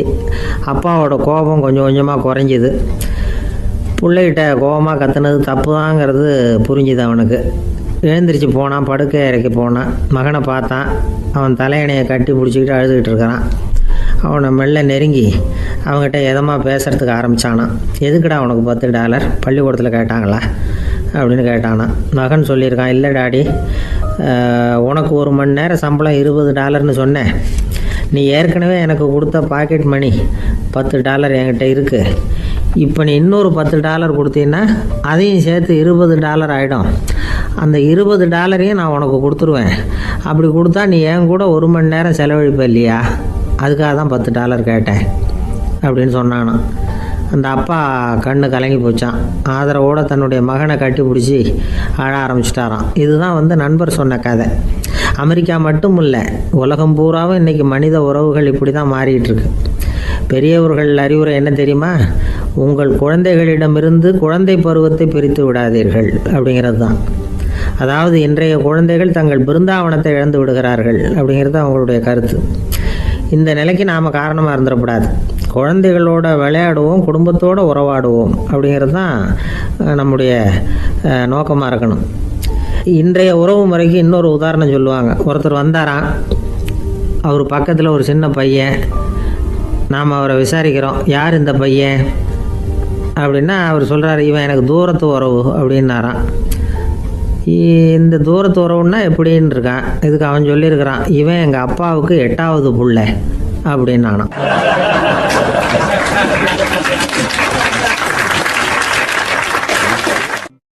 ஒரு நாள் ராமர் அரசவையில் உட்கார்ந்துருக்கிறார். ராமராஜ்யம் நடந்துக்கிட்டு இருந்த நேரம். அந்த சமயத்தில் ஒரு நாய் அரச சபைக்கு வந்துதான். அது தலையில் அடிபட்டு ரத்தம். அந்த கோலத்தில் அது அங்கே வந்தது.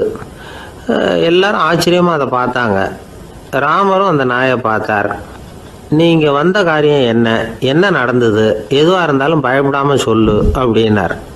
உடனே அந்த நாய் மெதுவாக சொல்ல ஆரம்பிச்சுதான். ஐயா, நான் தெருவில் போய்கிட்டு இருந்தேன். வழியில் ஒருத்தர் வந்தார். அவர் வேத சாஸ்திரம்லாம் படித்த பெரியவர். அவர் எந்த காரணமும் இல்லாமல் அவர் கையில் வச்சுருந்த குச்சியால் என் தலையில் அடிச்சுட்டார். அதுதான் தலையில் ரத்தம். இதை நீங்கள் விசாரித்து தகுந்த தீர்ப்பு வழங்கணும் அப்படின்னு தான் அந்த நாய். ராமர் பார்த்தார். உடனே தன்னுடைய காவலர்களை அனுப்புனார். அந்த ஆளை எங்கே இருந்தாலும் போய் கொண்டுகிட்டு வாங்க அப்படின்னு விட்டார். காவலர்கள் போனாங்க. அந்த ஆளை பிடிச்சி கொண்டு வந்துட்டாங்க. அரண்மனைக்கு வா அப்படின்னு சொல்லி கூப்பிட்டுட்டு வந்துட்டாங்க. என்ன நடந்ததுன்னு விசாரித்தார் ராமர். அதுக்கு அந்த ஆள் சொன்னார், நான் வீதி வழியாக வந்துக்கிட்டு இருந்தேன். குறுக்க இந்த நாய் வந்தது. நான் அவசரமாக போய்கிட்டு இருந்தேன். இது எனக்கு வழி விடாமல் குறுக்க பூந்து இடைஞ்சல் பண்ணிச்சு. எனக்கு கோபம் வந்துட்டுது. அதனால் அடிச்சுட்டேன். வேத சாஸ்திரம் படித்த நான் என் வசம் இழந்து கோபப்பட்டது பெரிய தப்பு தான். அதை நான் ஒத்துக்கிறேன். குற்றத்தை ஒப்புக்கொள்கிறேன். எனக்கு என்ன தண்டனை கொடுக்கணுமோ அதை கொடுங்க, ஏற்றுக்கிறேன் அப்படின்னு விட்டார். சரி, இப்போ அந்த ஆளுக்கு தண்டனை கொடுக்கணும். என்ன தண்டனை கொடுக்கறது யோசனை பண்ணார் ராமர். அதையும் அந்த நாய்கிட்டே கேட்டார். நீயே சொல்லு, என்ன தண்டனை கொடுக்கலாம் இவருக்கு அப்படின்னார். இதுக்கு அந்த நாய் என்ன சொல்லிச்சு தெரியுமா? இவரை ஏதாவது ஒரு கோயிலுக்கு தர்மகர்த்தாவாக நியமனம் பண்ணி விடுங்க, அதுதான் இவருக்கு சரியான தண்டனை அப்படின்னுது. இதை கேட்டதும் ராமர் முகத்தில் புன்னகை. ஆனால் அங்கே இருந்த மற்றவங்களுக்கெல்லாம் ஆச்சரியம். அது எப்படி தப்பு செஞ்சவங்களுக்கு தண்டனை கொடுக்கறது தானே நியாயம், அதை விட்டுவிட்டு தர்மகர்த்தா பதவியை கொடுக்க சொல்லுது இந்த நாய் அப்படிங்கிற ஆச்சரியம். இந்த சந்தேகத்தை அந்த நாய்கிட்டே கேட்டாங்க அங்கே இருந்தவங்க. இதுக்கு அந்த நாய் பதில் சொல்லிச்சான், நான் போன பிறவியில் ஒரு கோயிலுக்கு தர்மகர்த்தாவாக இருந்தேன். எவ்வளவோ கவனமாக எச்சரிக்கையாக தான் என்னுடைய கடமைகளை எல்லாம் செஞ்சுக்கிட்டு வந்தேன். அப்படி இருந்தாலும் சில சமயங்களில் என்னையும் மீறி கோயில் செல்வத்தை நான் அனுபவிக்கிறதுக்கு காரணமாயிட்டேன். ஒரு கோவிலுக்கு தர்மகர்த்தாவாக இருக்கிறவங்க எப்படியும் இந்த பாவத்திலேருந்து தப்பிக்கிறது கஷ்டம். அதனால தான் நான் இந்த பிறவியில் நாயாக பிறந்து இப்படி கஷ்டப்படுறேன். இதே நிலைமை இந்த ஆளுக்கும் ஏற்படணும் அப்படிங்கிறதுக்காக தான் அவரையும் ஒரு கோயிலுக்கு தர்மகர்த்தாவை நியமிக்கும்படி கேட்டுக்கிட்டேன் அப்படின்னு தான் இந்த நாய். இதிலேருந்து என்ன தெரியுது? எந்த பதவியில் நாம் இருந்தாலும் நமக்கு தெரியாமல் கூட அதை தவறாக உபயோகப்படுத்தக்கூடாதுங்கிறத இதிலேருந்து புரிஞ்சுக்கணும். இல்லைன்னா அடுத்த பிறவியில் நாயாக பிறந்து எங்கேயாவது போய் வாழை ஆட்டிட்டு நிற்க வேண்டியது தான். கோவில் வாசலில் 2 நாய் பேசிக்கிட்டு இருந்துதான். போன ஜென்மத்தில் நான் மனுஷனாக தான் இருந்தேன். ஒரு கோவில் பூசாரி பேச்சை கேட்டுவிட்டு அவரோட கூட்டு சேர்ந்துக்கிட்டு ஆண்டவன் போட்டிருந்த நகையெல்லாம் அபகரித்து என்கிட்ட கொடுத்தாரு அவர். நான் எடுத்துகிட்டு வந்துட்டேன். திருடினது அந்த ஆள் தான், எடுத்துக்கிட்டு வந்தது தான் நான். இருந்தாலும் நான் மட்டும் நாயாக பிறந்துட்டேன். இப்போ மட்டும் அந்த பூசாரி என்கிட்ட மாட்டினா கடித்து குதறி விடுவேன் அப்படின்னு தான். அவசரப்பட்டு அப்படி செஞ்சுடாதே. பதிலுக்கு அவரும் உன்னை திருப்பி கடித்தாலும் கடிச்சிருவார். ஏன்னா அவரும் இப்போ ஒரு நாயாக தான் பிறந்திருக்கிறார் அப்படின்னு தான். இன்னொன்று, அது எப்படி உனக்கு தெரியும்னு தான். இது நான் தானே அது அப்படின்னு தான் அந்த நாய்.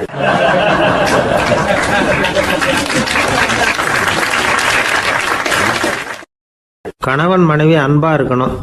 ஒருத்தர் நல்லா புரிஞ்சுக்கணும். விட்டு கொடுக்குற மனப்பான்மை வேணும். அதுதான் ஒரு நல்ல குடும்பம்.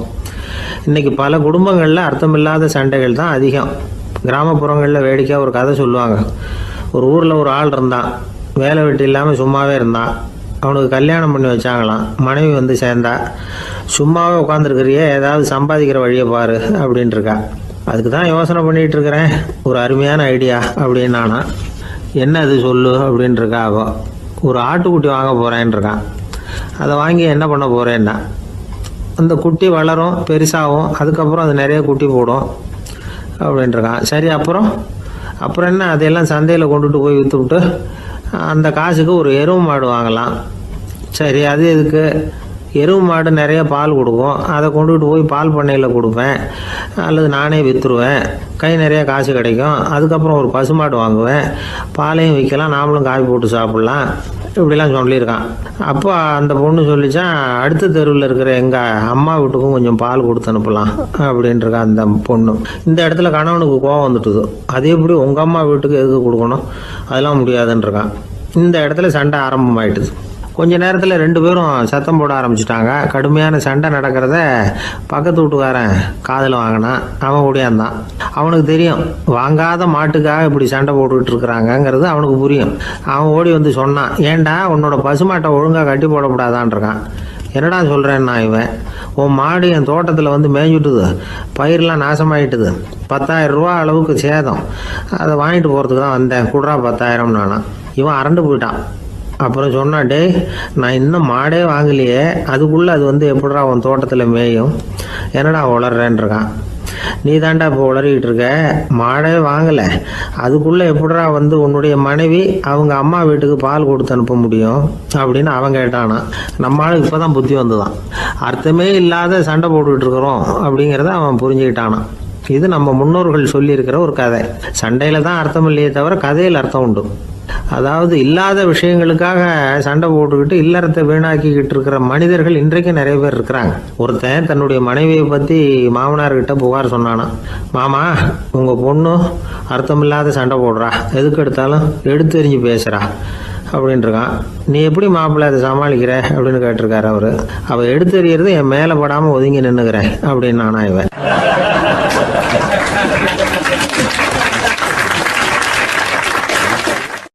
இந்த காலத்து புள்ள ஒருத்தன் தன்னோட அப்பாவை பார்த்து சொன்னான், அப்பா நான் உனக்கு உதவி செய்யலாம்னு நினைக்கிறேன், என்ன உதவி செய்யணும்னு சொல்லு அப்படின்னா.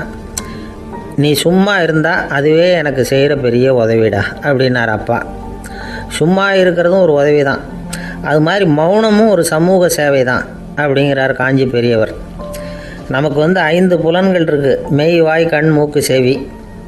இந்த 5லேயும் அதிகப்படியான வேலை எதுக்குன்னு நினைக்கிறீங்க? வாய்க்கு தான். ஏன்னா அதுக்கு 2 வேலை. இப்போ கண்ணுக்கு பார்க்குறது மட்டும்தான் வேலை, காதுக்கு கேட்குறது மட்டும்தான் வேலை, மூக்குக்கு வாசனை அறியறது தான் வேலை, உடம்புக்கு உணர்றது மட்டும்தான் வேலை. ஆனால் வாய் அப்படி இல்லை, அதுக்கு 2 வேலை, சாப்பிட்றதும் அதுதான், பேசுகிறதும் அதுதான். அதாவது வாய் ஒன்று தான் கர்மேந்திரியமாகவும் இருக்குது, ஞானேந்திரியமாகவும் இருக்குது அப்படின்னு சொல்லுவாங்க. சாப்பாட்டில் உட்காந்தா எந்தெந்த ஆகாரம் என்னென்ன ருசின்னு அறிவிக்கிற வேலையும் செய்யுது. சபையில் உட்காந்தா பாடுறது, பேசுறது, சிரிக்கிறது, இது மாதிரியான வேலையும் செய்யுது. இன்னொரு வித்தியாசம், கண்ணு காது மூக்கெல்லாம் ஸ்ட்ரெயின் பண்ணிட்டு வேலை செய்கிறதில்ல. ஒரு ரோஜா பூவை பார்த்தா உடனே மூக்கு அப்படியும் இப்படியும் அசைய ஆரம்பிக்கிறதில்ல. ஒரு சங்கீதத்தை கேட்ட உடனே காது ஆட ஆரம்பிக்காது. ஆனால் வாய் அப்படி இல்லை, அது பேசினாலும் சரி சாப்பிட்டாலும் சரி அசைஞ்சு தான் ஆகணும். ஆக மற்றதை விட வாய்க்கு வேலை ஜாஸ்தின்னு தெரியுது. சாப்பிட்றது பேசுறது அப்படின்னு 2 காரியம் அதுக்கு. இப்படி 2 காரியம் இருக்கிறதுனால அது 2ஐயும் பாதியாக குறைச்சிக்கணுங்கிறது கடவுள் அபிப்பிராயமாக இருக்கணும் அப்படிங்கிறார் காஞ்சி பெரியவர். ஆனால் இப்போ நாம் அப்படியா நடந்துக்கிறோம்? அதுக்கு நேர்மாறாக நடந்துக்கிறோம். நாம் சாப்பிட்றதும் அதிகம், பேசுகிறதும் அதிகம், 2 வேலையையும் தேவைக்கு அதிகமாகவே செய்கிறோம். வாய் தான் ரொம்ப ஓவர் ஒர்க்குடு. அதுக்கு ஓய்வு கொடுத்தா உடம்பும் நல்லாயிருக்கும், உலகமும் நல்லாயிருக்கும். மௌன விரதம் இருக்கிறதெல்லாம் எதுக்காக நினைக்கிறீங்க? இதுக்காக தான். இந்த காலத்தில் மௌனமாக இருக்கிறவங்கெல்லாம் மகத்தான தொண்டு செய்கிறாங்க அப்படின்னு தான் சொல்லணும். சத்தம் அதிகமாக போய் தான் சவுண்டு பொல்யூஷன் வருது. அது மட்டும் இல்லை, மௌனமாக இருந்தால் சண்டை சச்சரவே வராது. மௌனம் கலக நாஸ்தி. ஆக இதுவும் ஒரு சமூக சேவை தான். நமக்கு தான் வாய் இருக்குதுங்கிறதுக்காக வசமாக சாப்பிட்றதும் தப்பு, வளவளன்னு பேசுகிறதும் தப்பு. ஒரு கருத்தை சொல்கிறதுக்கு ஒரே ஒரு சொல்லு போதும் அப்படின்னு இருக்கும்பொழுது 2 சொற்களை செலவு பண்ணாதே.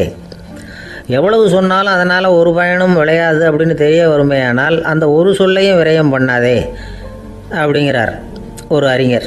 எல்லா குணங்கள்லேயும் மௌனம்தான் சிறந்தது அப்படிங்கிறார் ஒருத்தர். மௌனமாக இருக்கிறது மூலமாக மற்றவர்கள் குறைகளை வந்து நம்மளால் தெரிஞ்சிக்க முடியும்.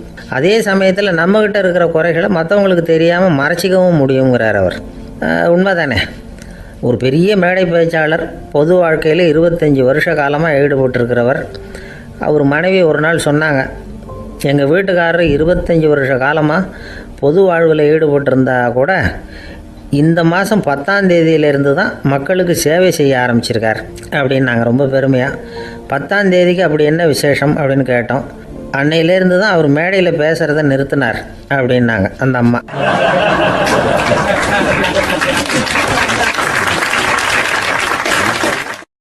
ஒரு பெரியவர்கிட்ட பேசிக்கிட்டு இருந்தேன். அவர் என்கிட்ட ஒரு கேள்வி கேட்டார். திருடர்கள் எத்தனை வகை தெரியுமா உனக்கு அப்படின்னார். இதுதான் அவர் கேட்ட கேள்வி. எதுக்காக என்ன பார்த்து அந்த கேள்வி கேட்டார் தெரியல. இருந்தாலும் நான் அவருக்கு பதில் சொன்னேன்.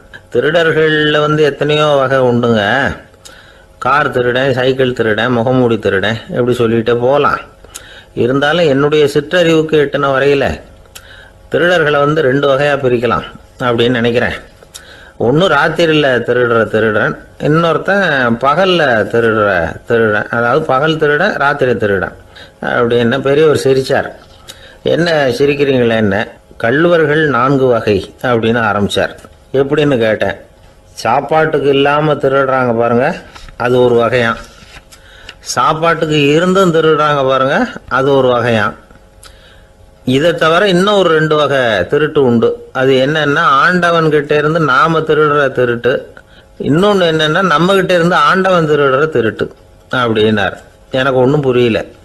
என்ன சார் இது, ஆண்டவனையே வந்து திருடன்னு சொல்றீங்களே அப்படின்னு ஆச்சரியமா. ஆமாங்க, ஆண்டவனை வந்து கள்வன்னு சொல்றது இல்லையா?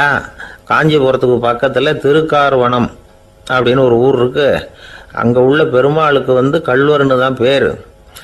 அது மட்டும் இல்லை, திருமங்கை ஆழ்வார் தம்முடைய திரு நெடுந்தாண்டகத்தில் கார்வனத்துள்ளாய் கல்வா அப்படின்னு தான் அழைக்கிறார் அப்படின்னு நிறைய உதாரணம்லாம் சொல்ல ஆரம்பித்தார். அதுக்கப்புறம் அவர்கிட்ட பேசி நான் புரிஞ்சுக்கிட்ட விவரங்களை தான் நான் இப்போ உங்ககிட்ட சொல்ல போகிறது. அதாவது அவர் சொன்ன முதல் வகை திருடர்கள் வந்து சாப்பாட்டுக்கு இல்லாமல் திருடுறவங்க. இவங்களை வந்து திருத்தி போடலாம். சாப்பாட்டுக்கு இருந்தும் பணம் சேர்க்கணுங்கிற ஆசையால் பொய் கணக்கெல்லாம் எழுதுறாங்க பாருங்க, அவங்க தான் 2வது வகை. 3வது வகை திருட்டு தான் மிகப்பெரிய திருட்டு. இறைவனுக்கு சொந்தமானதை நம்முடையதுன்னு நினைக்கிற திருட்டு. எது இறைவனுக்கு சொந்தமானது அப்படின்னா ஆத்மா. பகவானுக்கு சொந்தமான ஆத்மாவை நம்முடையதுன்னு நினைக்கிறது தான் அந்த மாபெரும் திருட்டு. இதுக்கு பேர் தான் ஆத்மாபகாரமா. சரி, இதுக்கு பரிகாரம் என்ன? எல்லாம் இறைவனுடையது, நமக்கு ஒன்றும் இல்லை அப்படின்னு நினைக்கிறது தான் இதுக்கு பரிகாரம். இதெல்லாம் இருக்கட்டும். 4வது திருட்டு ஒன்று சொன்னோம்ல, ஆண்டவன் நம்மகிட்ட இருந்து திருடுறது. அது எப்படி? ஆண்டவனை வந்து கள்வன்னு சொல்றாங்க, அது சரி. அவர் என்னத்தை திருடினார்? இப்போ இன்னொருத்தருக்கு சொந்தமான ஒன்றை எடுத்து வச்சுக்கிறது தான் கள்ளத்தனம். ஆனால் ஆண்டவன் எடுத்துக்கிட்டோம்னா இருக்கிறது எல்லாமே அவனுக்கு சொந்தம். அப்படி இருக்கிறப்போ அவரை எப்படி கள்வன்னு சொல்றது? இது என்ன புரியாமல் இருக்குதே அப்படின்னு சொல்லி பார்த்தா அதுக்கும் விளக்கம் சொல்றாங்க அவங்க. அதாவது ஆண்டவனுக்கு வந்து உருவமே கிடையாது, அரூபமாக இருக்கிறவன், அதாவது உருவம் இல்லாமல் இருக்கிறவன். அப்படி உள்ள பகவான் வந்து நம்மளை மாதிரி உருவத்தில் இருக்கிறான். நம்மளை மாதிரியே கையை காலு மூக்கெல்லாம் இருக்குது ஆண்டவனுக்கு. இந்த உருவம் நம்மகிட்ட இருந்து திருடினது தானே. அவன் வந்து தன்னுடைய உண்மையான திருமேனியை வந்து நமக்கு காட்டாம, அதாவது தரிசனம் கொடுக்காம இருக்கிறது கள்ளத்தனம் தானே. அதனால தான் இதுவும் ஒரு பெரிய திருட்டு, இருக்கிறதுலேயே மிகப்பெரிய திருட்டு அப்படிங்கிறார். என்கிட்ட பேசிக்கிட்டு இருந்தார், இந்த விஷயம்லாம் சொல்லிட்டு இருந்தாரு அந்த பெரியவர். அதாவது திருட்டை வந்து ஆன்மீக நோகத்தில் அவர் பார்க்குறார்.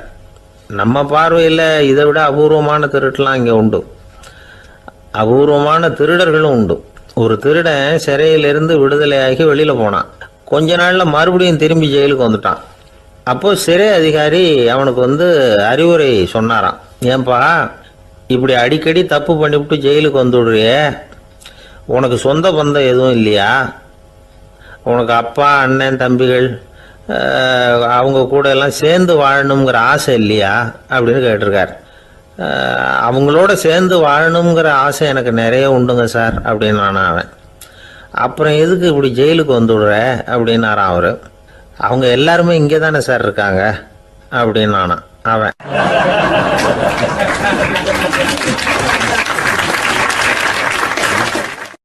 நம்ம கிட்ட ஒருத்தன் தப்பா நடந்துக்கிட்டானா உடனே நாம என்ன செய்வோம்? கையை ஓங்கிட்டு அவனை அடிக்க போவோம். நாம அவங்கிட்ட அவனை விட ஒருபடி மேலா தப்பா நடந்துக்குவோம். ஆனா பெரியவங்கள்லாம் அப்படி நடந்துக்கிறது இல்லை. இன்னா செய்தாரை ஒருத்தல் அவர் நாண நன்னயம் செய்து விடல் அப்படின்னு வள்ளுவர் சொல்லியிருக்கார் இல்லையா? அதுக்கு தகுந்த மாதிரி நடந்துக்குவாங்க. பாயசித் விஸ்தாமிங்கிறவர் ஒரு பெரிய ஞானி. அவர் ஒரு நாள் ராத்திரி ரொம்ப நேரம் மசூதியில் இருந்துட்டு வீட்டுக்கு திரும்பி வந்துகிட்டு இருக்கிறார். வழியில் ஒரு குடிகாரன், அவன் கையில் ஒரு இசைக்கருவி, அதை கண்ணா பின்னான்னு மீட்டிக்கிட்டு வாய்க்கு வந்தபடி என்னத்தையோ பாட்டுன்னு நினச்சிக்கிட்டு பாடிக்கிட்டு அவன் பாட்டுக்கு கிடக்கிறான் வழியில். அதோடு இருந்தாலும் பரவாயில்ல, அந்த பக்கமாக வழியில் போகிறவங்க வர்றவங்களையெல்லாம் பார்த்து கண்ணா பின்னான்னு திட்டிக்கிட்டு இருக்கிறான், ரொம்ப வளர்க்குறான். பாயசீத் பிஸ்தாமிங்கிற அந்த பெரியவர் அந்த வழியாக போகிறார். அவனை பார்க்குறார். அவனுடைய நிலைமையை பார்த்துட்டு பரிதாபப்படுறார். ஏன்பா இது மாதிரிலாம் நடந்துக்கிற, இப்படி நடக்கலாமா அப்படின்னு ஏதோ கொஞ்சம் புத்திமதி சொல்கிறதுக்கு ஆரம்பித்தார். அவனுக்கு கோபம் வந்துட்டுது. கையில் வச்சிருந்த வாத்திய கருவி அதால் ஓங்கி அந்த பெரியவர் தலையில் ஒரு அடி கொடுத்தான். ரத்த காயம் ஏற்பட்டு போச்சு. அவன் கையில் இருந்த இசைக்கருவியும் அடித்த வேகத்தில் ரெண்டாக உடஞ்சி போச்சு. அவ்வளோ வேகமாக அடிச்சிருக்கான். இவ்வளவு தூரத்துக்கு நடந்து போச்சுல்ல, அந்த மாபெரும் ஞானி வாயை திறந்து ஒரு வார்த்தை கூட பேசலை. பேசாமல் தலையை பிடிச்சிக்கிட்டு அவர் பாட்டுக்கு போயிட்டார். மறுநாள் அந்த பெரியவர் என்ன பண்ணார் தெரியுமா? கொஞ்சம் இனிப்பு பண்டங்கள், கொஞ்சம் பணம், இது ரெண்டையும் ஒரு ஆள் மூலமாக அனுப்பி வச்சார் அந்த குடிகாரனுக்கு. அவனுக்கு ஒன்றும் புரியல. என்ன விவரம்னு விசாரித்தான். வந்த ஆள் ஒரு கடுதாசியை நீட்டினான். அதில் விவரம் இருந்தது. ஞானி எழுதியிருக்கிறார், இதை பாருப்பா, உங்களுடைய இசைக்கருவி உடையறதுக்கு என்னுடைய தலை காரணமாக ஆயிட்டுது. அதுக்காக நான் ரொம்ப வருத்தப்படுறேன். அதுக்காக தான் பணம் அனுப்பி வச்சுருக்கேன். வேறு புதுசாக ஒரு இசைக்கருவி வாங்கிக்கோ. அப்புறம் இன்னொரு விஷயம், நேற்றுக்கு ராத்திரி என்கிட்ட ஏகப்பட்ட கசப்பான வார்த்தைகளை பேசினேன். இதோடு அனுப்பியிருக்கிற இனிப்பு பண்டங்களை சாப்பிட்டு உன்னுடைய நாவில் உள்ள கசப்பை மாற்றிக்கோ அப்படின்னு அதில் எழுதப்பட்டிருந்தது. இந்த சமயத்தில் அவன் குடி மயக்கத்தில் இல்லை, தெளிஞ்சு போயிருந்த நேரம் அது. அதனால் அதை படித்த உடனே அவனுக்கு ரொம்ப வெக்கமாக போச்சு. தலை குனிஞ்சான், யோசனை பண்ணான். கொஞ்ச நேரத்தில் தன்னுடைய நண்பர்கள் சில பேரையும் கூப்பிட்டுக்கிட்டு நேராக அந்த ஞானி இருக்கிற இடத்துக்கு ஓடினான். அவர் காலில் விழுந்தான். அவர்கிட்ட மன்னிப்பு கேட்டுக்கிட்டான். பெரியவங்களே தெரியாமல் நான் இந்த பாவ செயலை பண்ணிவிட்டேன், என்னை மன்னிச்சுங்க. உங்களுடைய பொறுமையும் போதனையும் என்னுடைய கண்ணை திறந்துட்டுது. இனிமேல் நானும் என்னுடைய நண்பர்களும் நல்ல வழியில் திருந்தி வாழ போகிறோம் அப்படின்னா. ஞானி செய்த நன்னயம் குடிகாரனை எப்படி திருத்திருக்கு பார்த்தீங்களா? இந்த கதையை கேட்டுவிட்டு ஒருத்தர் சொன்னார், என் வாழ்க்கையில் கூட அப்படி ஒரு சம்பவம் நடந்தது சார். நானும் ஒரு நாள் ராத்திரி ஓவராக குடிச்சிட்டு ஒரு கிட்டாரை வாசிச்சுக்கிட்டு கண்ணாபின்னான்னு உளறிக்கிட்டு திட்டிக்கிட்டு இருந்தேன். அந்த சமயம் அந்த வழியாக ஒருத்தர் வந்தார். ஓங்கி தலையில் ஒரே ஒரு அடி, ரத்தம் வந்துட்டுது. அதுக்கப்புறம் என் மனசு தெரிந்துவிட்டுது சார் அப்படின்னார். அப்படியா என்ன? ஆச்சரியமா. ஆமாம் சார், அடி விழுந்தது அவர் தலையில் இல்லை, என் தலையில். வந்தவர் என்ன அப்படி அடிச்சுட்டார். மயக்கம் தெளிஞ்சதுக்கு அப்புறம்தான் எனக்கு விவரம் புரிஞ்சுது. அவர் ஒரு போலீஸ்காரர் அப்படின்னார் ரொம்ப சோகமா.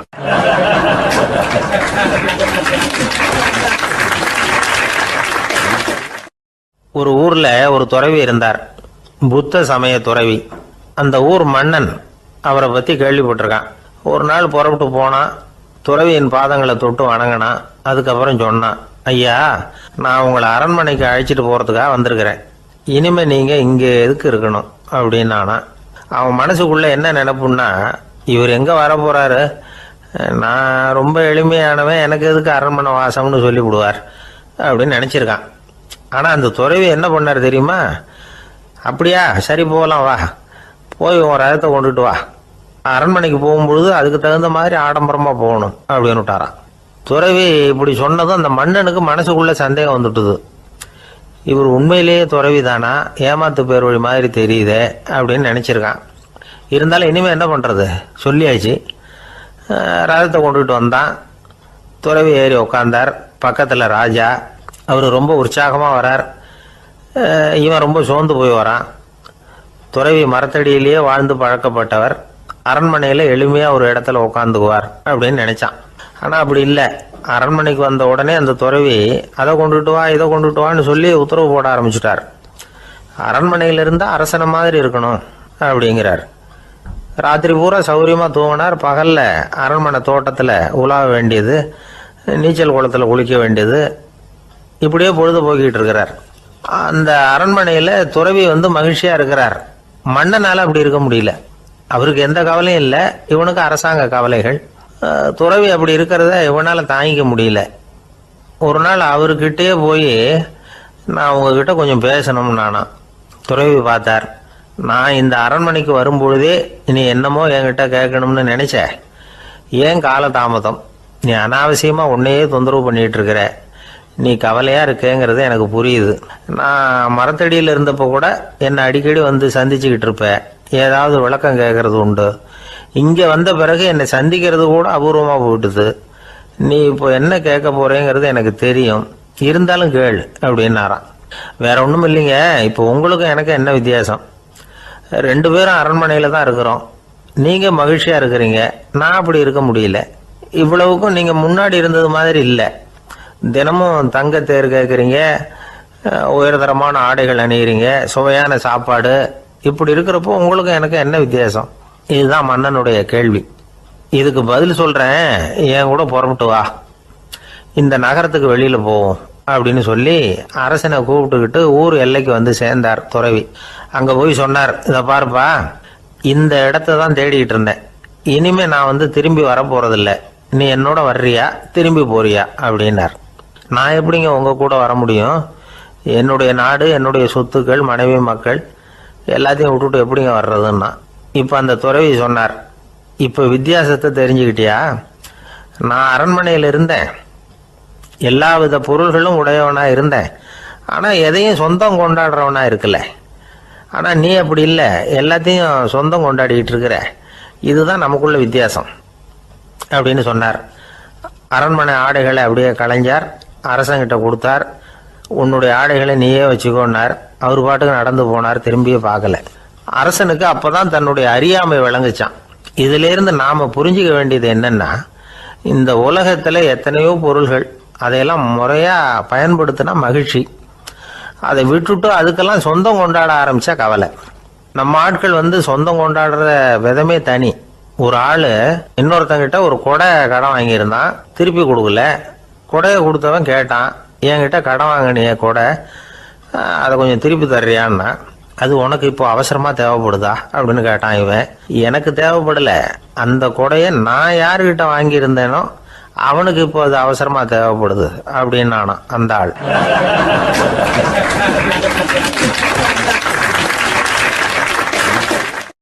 அந்த ஆளுக்கு பேச தெரியாது, அவர்கிட்ட கொஞ்சம் எச்சரிக்கையா நடந்துக்கோ அப்படின்னு சொல்றது உண்டு. அப்படின்னா என்ன அர்த்தம்? அவர் இன்னமும் குழந்தையாவே இருக்கிறாரு, இன்னும் பேச்சு வரலன்னு அர்த்தம்? அப்படி இல்லை, அவருக்கு நாகரிகமா பேச தெரியலன்னு அர்த்தம். பேசுறதுங்கிறது மனுஷனால மட்டுமே முடியக்கூடிய ஒரு காரியம். அப்படி இருந்தும் அதோட பெருமையை வந்து அவன் இன்னமும் சரியா புரிஞ்சுக்கலன்னு தான் சொல்லணும். அதனாலதான் அவன் அளவுக்கு அதிகமா வார்த்தைகளை கொட்டி விடுறான். அதுக்கப்புறம் அதையெல்லாம் திருப்பி அள்ள முடியாம கிடந்து கஷ்டப்படுறான். கொட்டுன வார்த்தையை அள்ள முடியுமா? ஒருத்தரை இன்னைக்கு பார்த்து முட்டாள்னு திட்டி விடுறீங்க, நாளைக்கு மறுபடியும் அவர்கிட்ட போய் நேத்திக்கு உன்னை முட்டாள்னு சொல்லிவிட்டேன், அந்த வார்த்தையை திருப்பி கொடு, வாங்கிட்டு போயிடுறேன் அப்படின்னு நான் சொல்ல முடியும்? அவன் கோபக்காரனா இருந்தா நேத்திக்கு அதை வேற விதமா உங்களுக்கு திருப்பி கொடுத்துருப்பான். உலகத்துல எவ்வளவோ ஜீவராசிகள் இருக்கு, அதுக்கெல்லாம் வாய் இருக்குது. அந்த வாயெல்லாம் எதுக்கு உபயோகம்? சாப்பிட்றதுக்காக. ஆனா நமக்கு இருக்கிற வாய் சாப்பிட்றதுக்காக மட்டும் இல்லை, பேசுறதுக்காகவும் தான். பேச முடியலன்னா வாய் இருந்தா கூட அது வாயில்லா ஜீவன் தான். ஒரு பையனை பார்த்து அது வாய் உள்ள புள்ள பொழைச்சிக்கும் அப்படின்னா மற்ற பையன்களுக்கெல்லாம் முகத்துல வாயே இல்லைன்னு அர்த்தம்? அப்படி இல்லை, அந்த பையன் கொஞ்சம் கெட்டிக்காரத்தனமா பேசுவான்னு அர்த்தம். அதனால எப்படி பேசணும் அப்படிங்கிறத நாம முக்கியமா தெரிஞ்சுக்கணும். இதுக்கு 8 விதமான குறிப்புகளை நம்ம பெரியவங்க சொல்லியிருக்கிறாங்க. பேச்சுக்கு 8 அங்கங்கள் உண்டு அப்படின்னு அவங்க சொல்றாங்க. அதெல்லாம் என்னென்ன அப்படின்னா, உண்மை, நன்மை, அன்பு, நிதானம், இனிமை, ஆழம், சமயம் அறிதல், சபை அறிதல். இந்த 8 தன்மையும் பேச்சில் இருக்கணுமா. இதையே கொஞ்சம் விவரமா சில பேர் போர்டில் எழுதி வச்சிருப்பாங்க.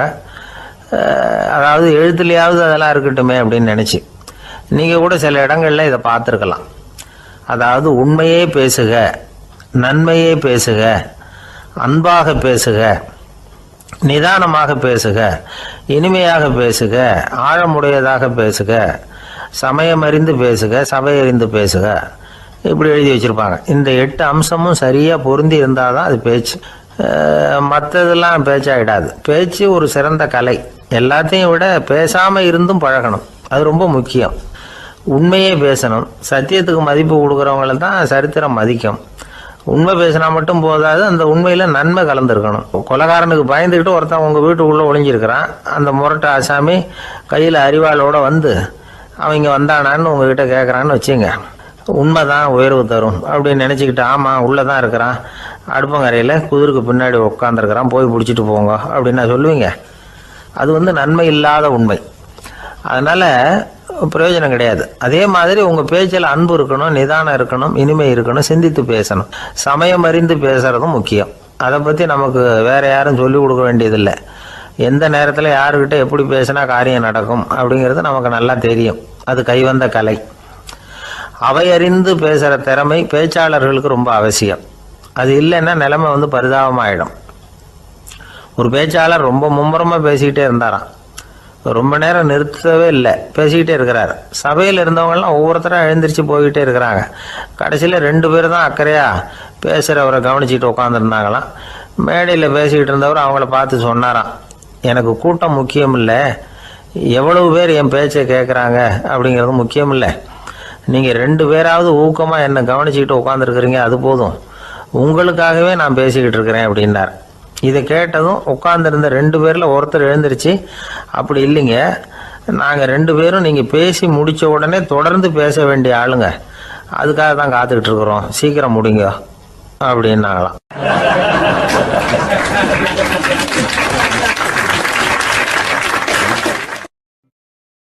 ஒரு ஊரில் ஒரு புகழ்பெற்ற பத்திரிகையாளர் இருந்தார். அவர் ஒரு நாள் திடீர்னு இறந்து போயிட்டார். அதுக்கப்புறம் நேராக சொர்க்கத்துக்கு போனார். சொர்க்கத்தின் வாசலில் நின்றுக்கிட்டு இருந்த ஒருத்தர் அவரை தடுத்தார். இதை பாரு, ஏற்கனவே இங்கே 12 பத்திரிகையாளர்கள் இருக்கிறாங்க, அவங்களுக்கே இங்கே வேலை இல்லை. அதுக்கு என்ன காரணம்னா, சொர்க்கத்தில் திடுக்கிடும் செய்திகள்லாம் ஒன்றும் கிடையாது, அப்படி என்ன இருக்க போகுது இங்கே எல்லாம் அது ஒழுங்காக நடந்துகிட்டு இருக்கோம். எல்லாம் ஒழுங்காக நடந்தால் பத்திரிகைகளுக்கு சுவாரஸ்யமான கொலை கொள்ளை தீ வைப்பு இது மாதிரி எதுவும் இங்கே இல்லை. ஏற்கனவே இங்கே இருக்கிறவங்க எல்லாரும் மரத்தடியில் உட்காந்துக்கிட்டு தியானம் பண்ணிகிட்டு இருக்கிறாங்க. அந்த ஒரே செய்தி தான் தினமும் இங்கே வந்துக்கிட்டு இருக்குது. அதை படிக்கிறதுக்கே இங்கே ஆள் கிடையாது. அதனால் நான் என்ன சொல்கிறேன்னா, நீ பேசாமல் நரகத்துக்கே போயிடு. அங்கே எவ்வளவோ நிகழ்ச்சிகள் நடந்துக்கிட்டு இருக்கு, அங்கே தான் அதிகமான பத்திரிகையாளர்கள் தேவைப்படுறாங்க, அங்கே உனக்கு நிறைய வேலை இருக்கும், அதை செய்கிறதில்ல நீயும் மகிழ்ச்சியாக இருக்கலாம் அப்படின்னு சொன்னாராம்.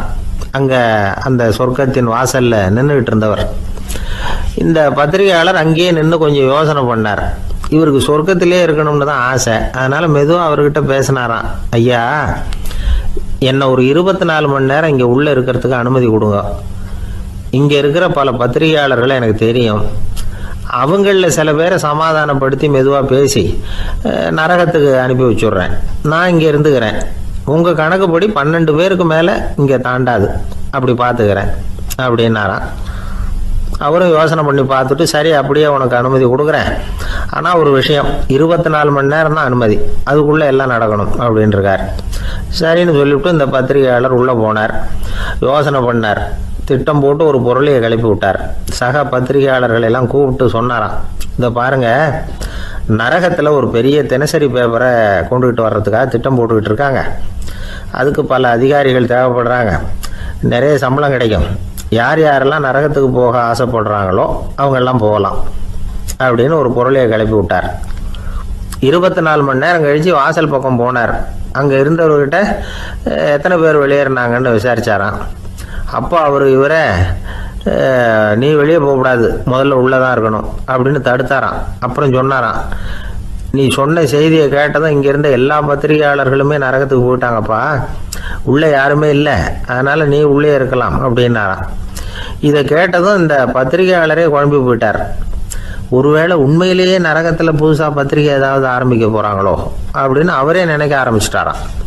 அப்புறம் சொன்னாராம், ஐயா என்னை விட்டுருங்க, நான் நரகத்துக்கே போயிடுறேன், அங்கே ஏதோ விசேஷம் இருக்கணும் அப்படின்னாராம். இல்லைன்னா இத்தனை பேரும் ஒட்டு மொத்தமாக அங்கே போகிறதுக்கு சான்ஸே இல்லை, என்னை தடுக்காதீங்கன்னு கெஞ்ச ஆரம்பிச்சிட்டாராம். மற்றவங்க நம்பணுங்கிறதுக்காக ஒரு பொருளையை கிளப்பி விட்டார். கடைசியில் தானே அந்த பொருளைக்கு ஆளாயிட்டார். அதாவது பிறரை ஏமாற்றிய அவரது மனம் கடைசியில் அவரையே ஏமாற்ற ஆரம்பிச்சுட்டு பாருங்க. நீங்கள் இப்படி அடுத்தவங்களை ஏமாத்துறதுக்கு உங்கள் மனசை பழக்கப்படுத்துறீங்க, ஆனால் கடைசியில் அதனால் நீங்களே ஏமாற்றப்படுகிறீர்கள் அப்படிங்கிறது பெரியவர்களுடைய புத்திமதி. அதனால் உங்கள் மனசுக்கிட்ட ரொம்ப எச்சரிக்கையாக இருங்கோ அப்படிங்கிறாங்க. நம்ம ஆளுங்க அங்கே போய் என்ன சொல்லுவாங்கன்னா, இந்த மாதிரி அங்கே போகாத இங்கே போகாதேன்னு பயமுறுத்துறது உண்டு. சில பேர் அங்கே பேய் இருக்குது, பிசாசு இருக்குது அப்படின்னு பொருளையை கிளப்பி விடுறது உண்டு. இருட்டு நேரம் காட்டு வழியாக ஒருத்தன் போய்கிட்டு இருக்கிறான். அங்கே பேய் பிசாசு நடமாட்டம் இருக்கிறதாக வதந்தி. இவன் பயந்துக்கிட்டே வேகமாக போகிறான். காடு முடிஞ்சு மெயின் ரோட்டுக்கு வந்து சேர்ந்தான். அப்பாடா, ஒரு பஸ்ஸு நின்றுக்கிட்டு இருக்கு தனியாக, இருட்டில் லேசாக தெரிஞ்சுது. ஓடி போய் ஏறி உள்ளே உட்காந்துக்கிட்டான். பயந்துக்கிட்டே போனவன் அப்புறம் தான் தெரியுது உள்ள யாருமே இல்லை, டிரைவரும் இல்லை, கண்டக்டரும் இல்லை, வேற யாரும் இல்லை. இவனுக்கு பேய் பயம் அதிகமாக போட்டுது. ஏன்னா நடு ராத்திரி. இந்த நேரம் பார்த்து அந்த பஸ்ஸு தானே நகர ஆரம்பிச்சுதான். இவனுக்கு இன்னும் பயம் அதிகமாக போட்டுது. ஏன்னா டிரைவர் சீட்டு காலியாக இருக்குது, பஸ்ஸு நகருது. இவன் உடம்பு பூரா நடுங்க ஆரம்பிச்சுட்டுது. வீல்னு கத்தலாமான்னு பார்த்தான். அந்த நேரம் பார்த்து அவன் தோளில் ஒரு